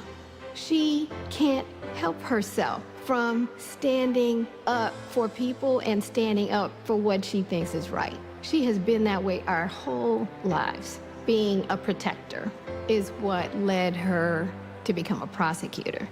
Looking back now, I could say it was her calling. As a courtroom prosecutor, she went after predators who targeted women and children, and fraudsters who ripped off working families. And she put dangerous gang members and human traffickers behind bars. We didn't have partnerships with DOJ or FBI or DEA or any of those law enforcement agencies. Now, we all work collaboratively. She was the person who built the foundation in how we do criminal justice in America. As Attorney General of California, she held the big Wall Street banks accountable for fraud, winning $20 billion for California families. She took on one of the largest for-profit colleges that was scamming students. And in the Senate, she fought for her constituents with the determination of a prosecutor, standing up for reproductive freedom. Can you think of any laws that give the government the power to make decisions about the male body? I'm not thinking of any right now, Senator. She fought to keep our children safe from the terror of gun violence. How many of you guys had to have a drill where you learned about how you need to hide in a closet or crouch in a corner in the event that there is a mass shooter? Look at that. Look at that. On the Intelligence Committee, she defended our nation against foreign adversaries. And in 2020, she made history as the first woman to be elected Vice President of the United States. She cast the tie-breaking vote to deliver urgent relief to the American people during the pandemic. She beat Big Pharma to lower prescription drug costs and cap the cost of insulin, and led the fight to restore reproductive rights after Roe v. Wade was overturned. We have worked too hard and fought too long to see our daughters grow up in a world with fewer rights than our mothers. Because she's never been afraid to stand up to powerful interests. Sometimes people will open the door for you and leave it open, sometimes they won't. And then you need to kick that door down. Excuse my language. Now, she's running for president, still fighting for families like the one she grew up with. Our campaign is about saying we trust the people. We're saying we just want fairness. We want dignity for all people. And we are a work in progress. We haven't yet quite reached all of those ideals, but we will die trying because we love our country. We believe in our country. We're not falling for these folks who are trying to divide us, trying to pull us apart. We know what we stand for, and we stand for the people, and we stand for the dignity of work, and we stand for freedom. We stand for justice. We stand for equality. And so we will fight for all of it. That's who Kamala Harris is. That's what she believes, and that's what she'll fight for every day.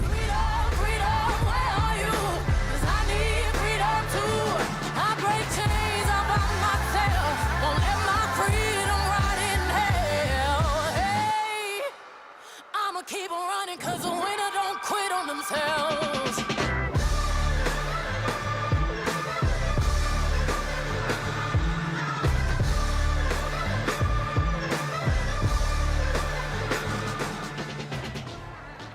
Please welcome the Democratic nominee for president, Vice President of the United States of America, Kamala Harris.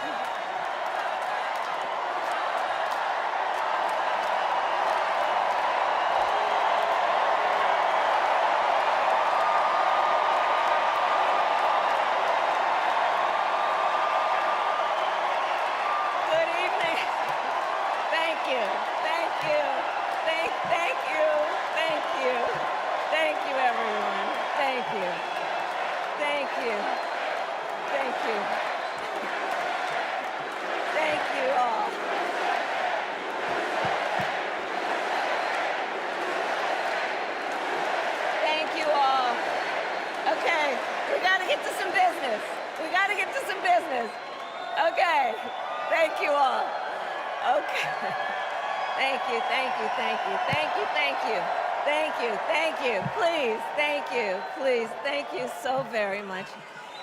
Thank you, everyone. Thank you, everyone. Thank you. Okay, let's get to business. Let's get to business. All right. So let me start by thanking my most incredible husband, Doug,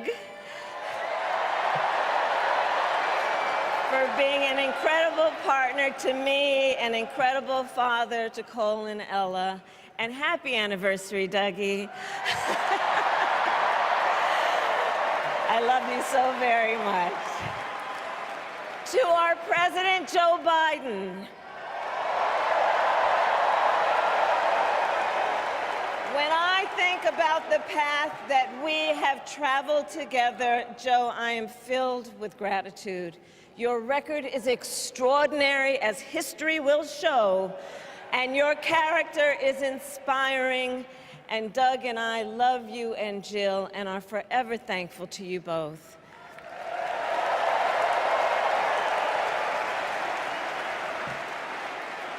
And to Coach Tim Walz,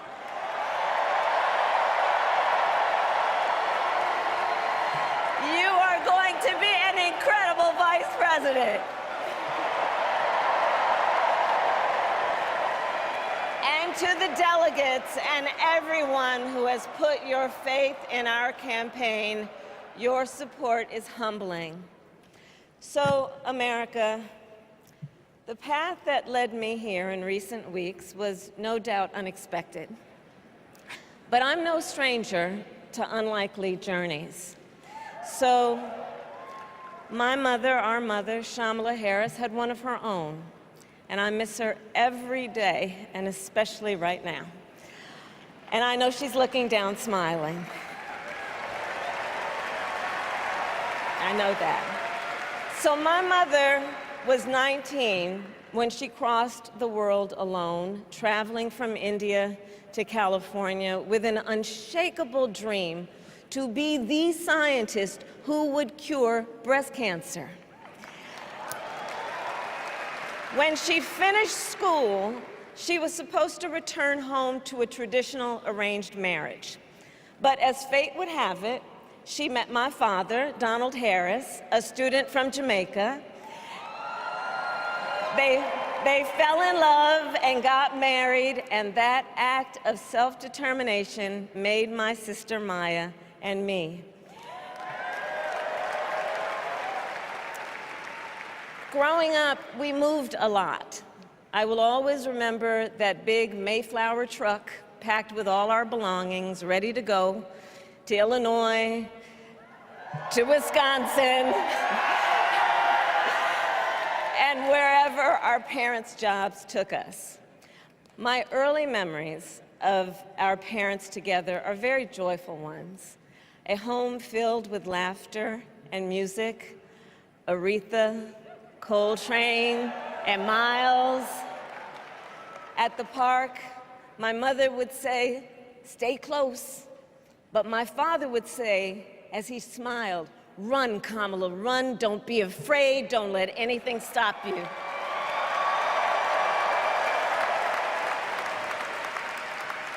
From my earliest years, he taught me to be fearless.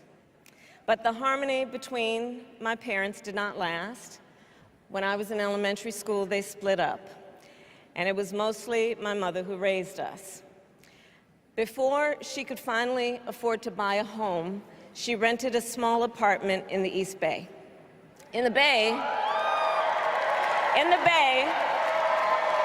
you either live in the hills or the flatlands. We lived in the flats. A beautiful working-class neighborhood of firefighters, nurses, and construction workers, all who tended their lawns with pride. My mother, she worked long hours, and like many working parents, she leaned on a trusted circle to help raise us. Mrs. Shelton, who ran the daycare below us and became a second mother. Uncle Sherman, Aunt Mary, Uncle Freddie, Auntie Chris. none of them family by blood, and all of them family by love.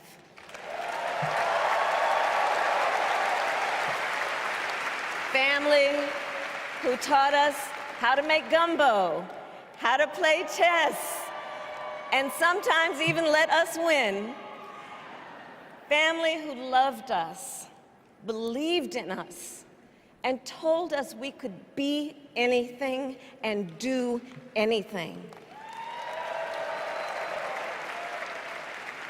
They instilled in us the values they personified: community, faith, and the importance of treating others as you would want to be treated, with kindness, respect, and compassion. My mother was a brilliant, 5-foot-tall, brown woman with an accent. And as the eldest child, I saw how the world would sometimes treat her. But my mother never lost her cool. She was tough, courageous, a trailblazer in the fight for women's health, and she taught Maya and me a lesson that Michelle mentioned the other night. She taught us to never complain about injustice, but do something about it. Do something about it. That was my mother. And she taught us, and she also taught us, and never do anything half-assed. And that is a direct quote. A direct quote. I grew up immersed in the ideals of the civil rights movement. My parents had met at a civil rights gathering, and they made sure that we learned about civil rights leaders, including the lawyers like Thurgood Marshall and Constance Baker Motley, those who battled in the courtroom to make real the promise of America. So at a young age, I decided I wanted to do that work. I wanted to be a lawyer. And when it came time to choose the type of law I would pursue, I reflected on a pivotal moment in my life. You see, when I was in high school, I started to notice something about my best friend, Wanda. She was sad at school, and there were times she didn't want to go home. So one day I asked if everything was all right, and she confided in me that she was being sexually abused by her stepfather. And I immediately told her she had to come stay with us, and she did. This is one of the reasons I became a prosecutor, to protect people like Wanda, because I believe everyone has a right to safety, to dignity, and to justice.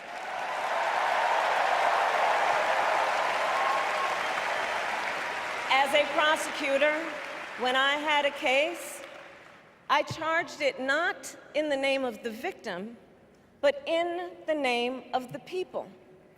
For a simple reason. In our system of justice, a harm against any one of us is a harm against all of us.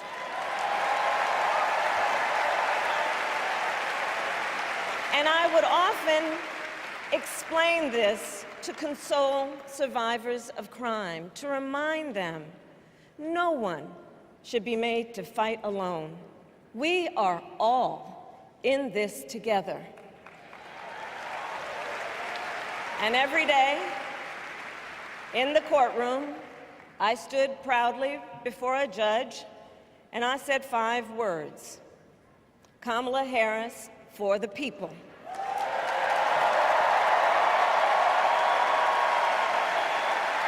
And to be clear, my entire career, I've only had one client, the people. And so, on behalf of the people, on behalf of every American, regardless of party, race, gender, or the language your grandmother speaks, on behalf of my mother and everyone who has ever set out on their own unlikely journey, on behalf of Americans like the people I grew up with, people who work hard, chase their dreams, and look out for one another, on behalf of everyone whose story could only be written in the greatest nation on earth, I accept your nomination to be President of the United States of America.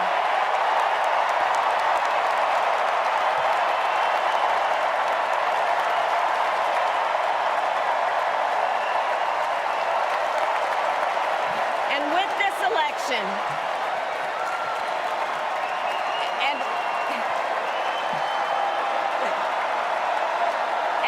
this election,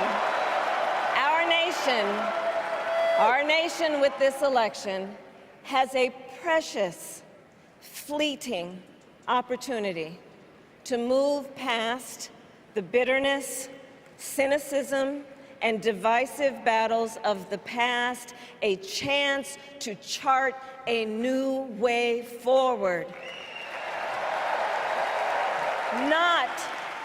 Not as members of any one party or faction, but as Americans. And let me say, I know there are people of various political views watching tonight, and I want you to know, I promise to be a president for all Americans.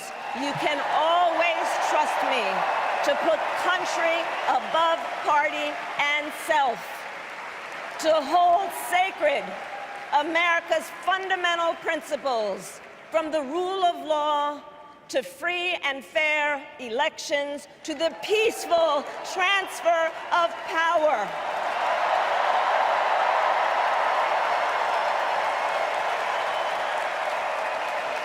I will be a president who unites us around our highest aspirations, a president who leads and listens, who is realistic, practical, and has common sense, and always fights for the American people. From the courthouse to the White House, that has been my life's work. As a young courtroom prosecutor in Oakland, California, I stood up for women and children against predators who abuse them. As Attorney General of California, I took on the big banks, delivered $20 billion from middle-class families who faced foreclosure, and helped pass a homeowner Bill of Rights, one of the first of its kind in the nation. I stood up for veterans and students being scammed by big for-profit colleges, for workers who are being cheated out of their wages, the wages they were due, for seniors facing elder abuse. I fought against the cartels who traffic in guns and drugs and human beings, who threaten the security of our border and the safety of our communities. And I will tell you, these fights were not easy, and neither were the elections that put me in those offices. We were underestimated at practically every turn, but we never gave up, because the future is always worth fighting for.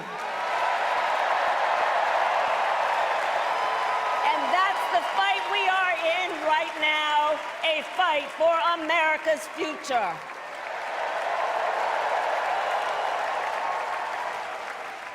Fellow Americans, this election is not only the most important of our lives, it is one of the most important in the life of our nation. In many ways, Donald Trump is an unserious man. But the consequences of putting Donald Trump back in the White House are extremely serious. Consider not only the chaos and calamity when he was in office, but also the gravity of what has happened since he lost the last election. Donald Trump tried to throw away your votes. When he failed, he sent an armed mob to the United States Capitol, where they assaulted law enforcement officers.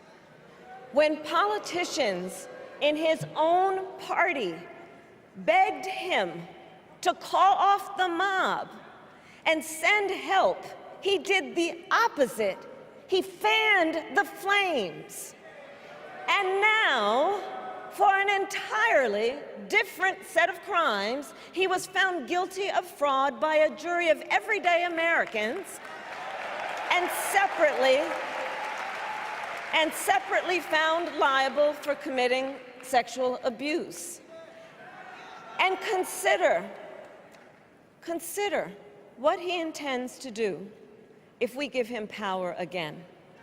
Consider his explicit intent to set free violent extremists who assaulted those law enforcement officers at the Capitol. His explicit intent to jail journalists, political opponents, and anyone he sees as the enemy. His explicit intent to deploy our active duty military against our own citizens. Consider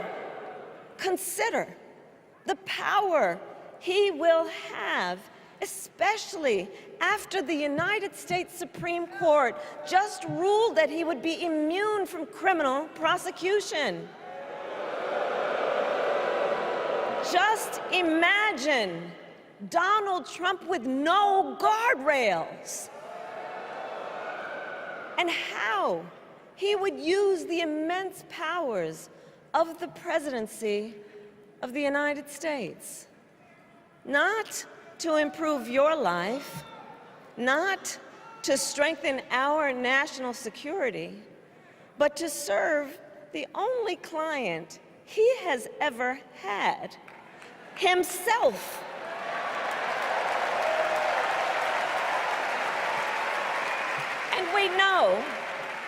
And we know what a second Trump term would look like. It's all laid out in Project 2025, written by his closest advisors, and its sum total is to pull our country back to the past. But America, we are not going back. We are not going back. We are not going back. We are not going back to when Donald Trump tried to cut Social Security and Medicare. We are not going back to when he tried to get rid of the Affordable Care Act, when insurance companies could deny people with pre-existing conditions. We are not going to let him eliminate the Department of Education that funds our public schools. We are not going to let him end programs like Head Start that provide preschool and childcare for our children. America, we are not going back.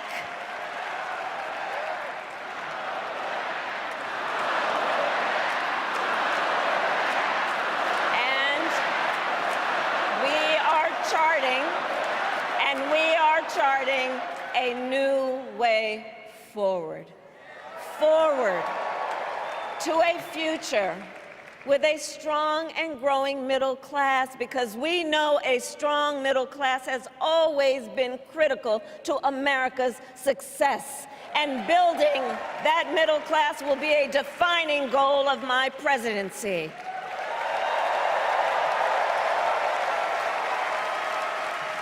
And I'll tell you, this is personal for me.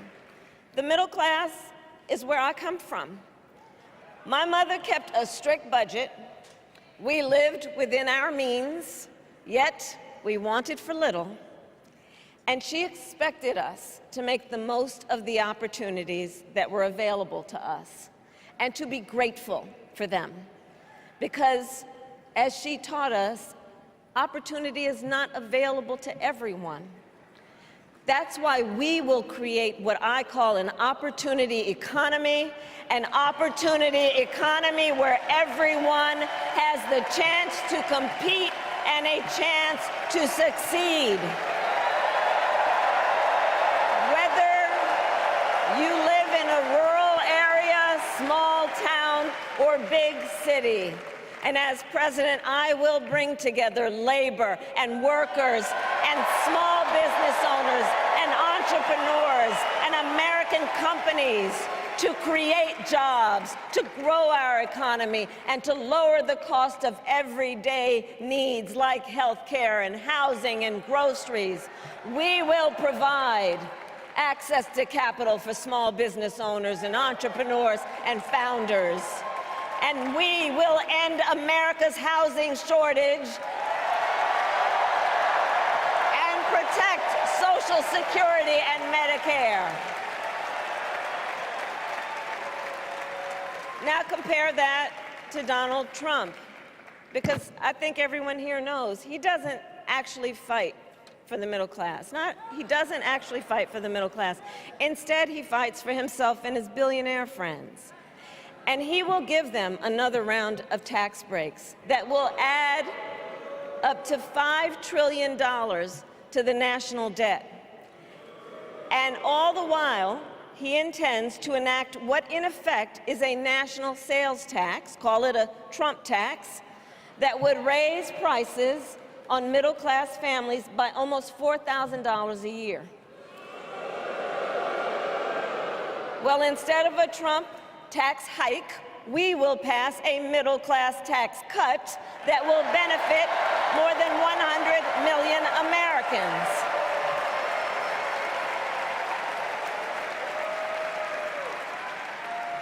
Friends, I believe America cannot truly be prosperous unless Americans are fully able to make their own decisions about their own lives, especially on matters of heart and home.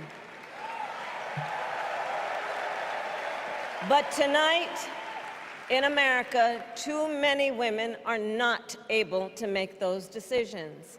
And let's be clear about how we got here. Donald Trump handpicked members of the United States Supreme Court to take away reproductive freedom. And now he brags about it. In his words, quote, "I did it and I'm proud to have done it," end quote.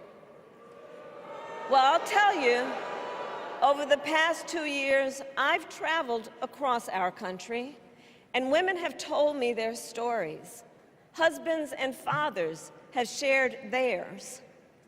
Stories of women miscarrying in a parking lot, developing sepsis, losing the ability to ever again have children, all because doctors are afraid they may go to jail for caring for their patients. Couples just trying to grow their family, cut off in the middle of IVF treatments. Children who have survived sexual assault, potentially being forced to carry a pregnancy to term. This is what's happening in our country because of Donald Trump. And understand, he is not done. As a part of his agenda, he and his allies would limit access to birth control, ban medication abortion, and enact a nationwide abortion ban with or without Congress. And get this, he plans to create a national anti-abortion coordinator and force states to report on women's miscarriages and abortions. Simply put, they are out of their minds.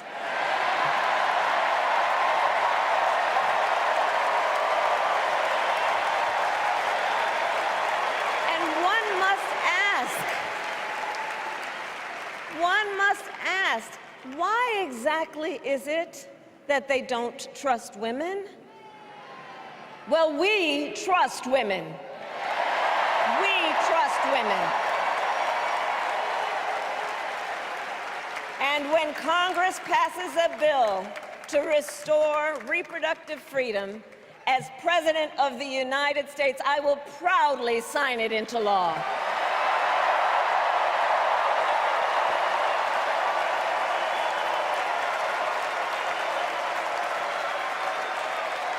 In this election, many other fundamental freedoms are at stake. The freedom to live safe from gun violence in our schools, communities, and places of worship. The freedom to love who you love openly and with pride. The freedom to breathe clean air and drink clean water and live free from the pollution that fuels the climate crisis. And the freedom that unlocks all the others, the freedom to vote. With this election, we finally have the opportunity to pass the John Lewis Voting Rights Act and the Freedom to Vote Act.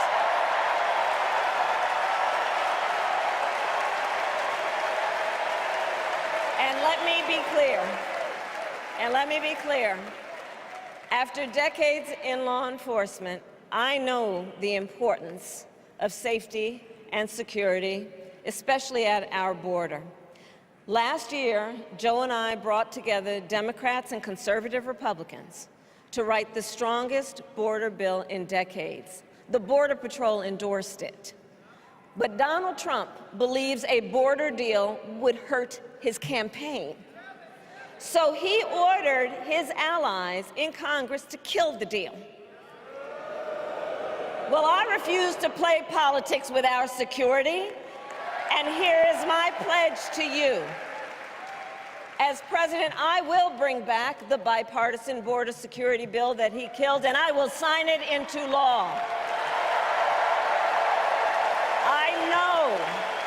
I know we can live up to our proud heritage as a nation of immigrants and reform our broken immigration system.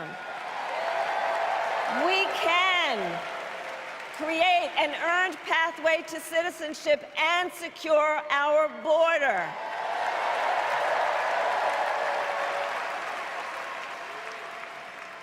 And America, we must also be steadfast in advancing our security and values abroad.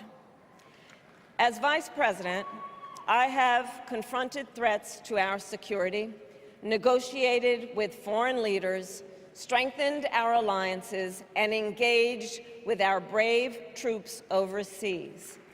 As Commander-in-Chief, I will ensure America always has the strongest, most lethal fighting force in the world. And I will fulfill our sacred obligation to care for our troops and their families, and I will always honor and never disparage their service and their sacrifice.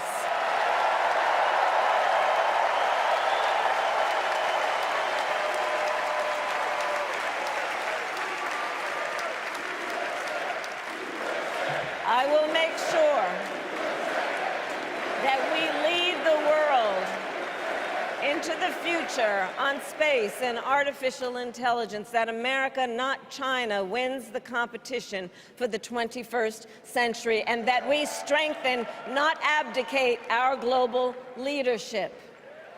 Trump, on the other hand, threatened to abandon NATO. He encouraged Putin to invade our allies, said Russia could, quote, do whatever the hell they want. 5 days before Russia attacked Ukraine, I met with President Zelensky to warn him about Russia's plan to invade. I helped mobilize a global response, over 50 countries, to defend against Putin's aggression. And as president, I will stand strong with Ukraine and our NATO allies.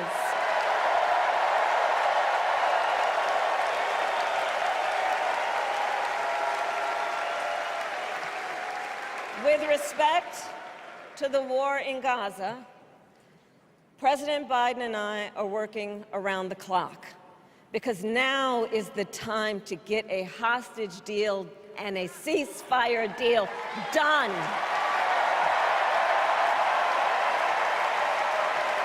And let me be clear, I will always stand up for Israel's right to defend itself, and I will always ensure Israel has the ability to defend itself, because the people of Israel must never again face the horror that a terrorist organization called Hamas caused on October 7, including unspeakable sexual violence and the massacre of young people at a music festival. At the same time, what has happened in Gaza over the past 10 months is devastating.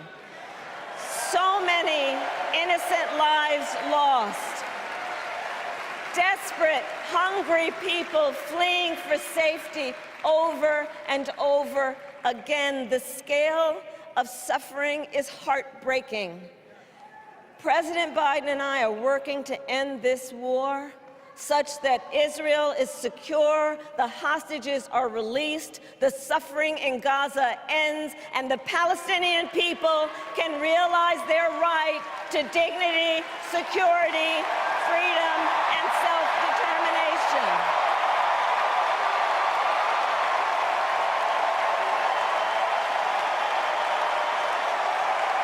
And know this, I will never hesitate to take whatever action is necessary to defend our forces and our interests against Iran and Iran-backed terrorists. I will not cozy up to tyrants and dictators like Kim Jong-un who are rooting for Trump,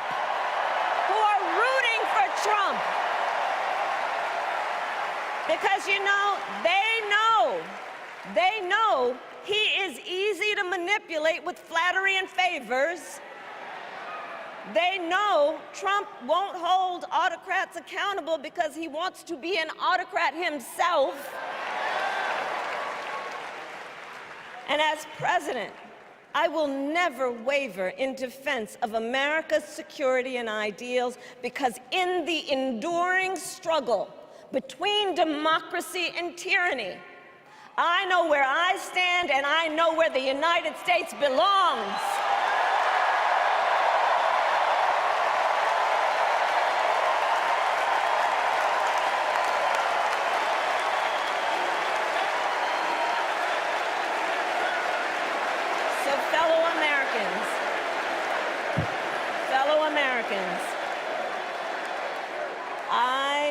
I love our country with all my heart. Everywhere I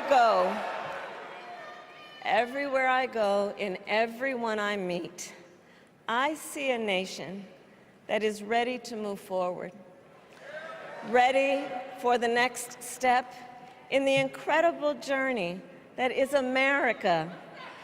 I see an America where we hold fast to the fearless belief that built our nation and inspired the world, that here, in this country, anything is possible, that nothing is out of reach. An America where we care for one another, look out for one another, and recognize that we have so much more in common than what separates us. That none of us has to fail for all of us to succeed. And that in unity there is strength. You know, our opponents in this race are out there every day denigrating America, talking about how terrible everything is. Well, my mother had another lesson she used to teach. Never let anyone tell you who you are. You show them who you are. America, let us show each other and the world who we are and what we stand for. Freedom, opportunity, compassion, dignity, fairness, and endless possibilities.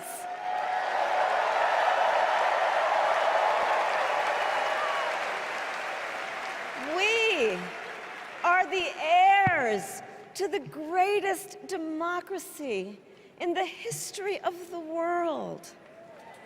And on behalf of our children and our grandchildren and all those who sacrificed so dearly for our freedom and liberty, we must be worthy of this moment.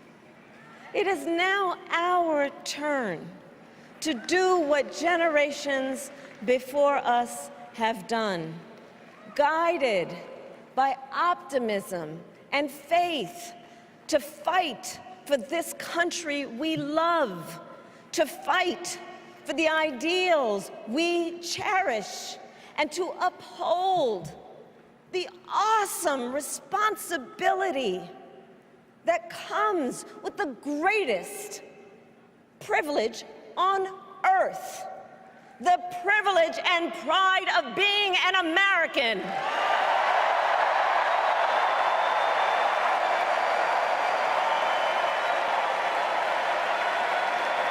So let's get out there, let's fight for it, let's get out there, let's vote for it, and together, let us write the next great chapter in the most extraordinary story ever told. Thank you. God bless you, and may God bless the United States of America. Thank you all.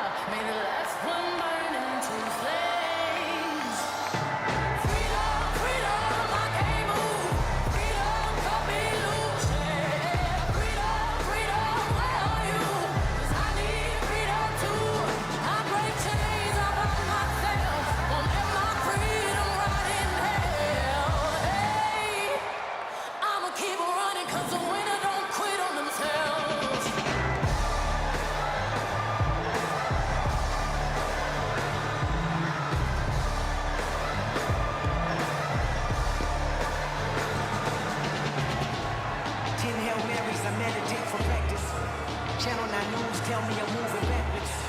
8 blacks left, death is around the corner. 7 misleading statements by my persona. 6 headlights waving in my direction.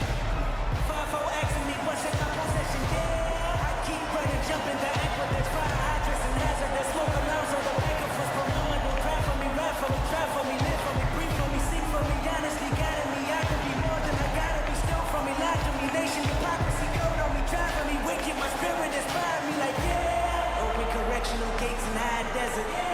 Open our mind as we cast away oppression. Open the streets and watch our beliefs. And when they carve my name inside the concrete, I pray it forever. Freedom, freedom.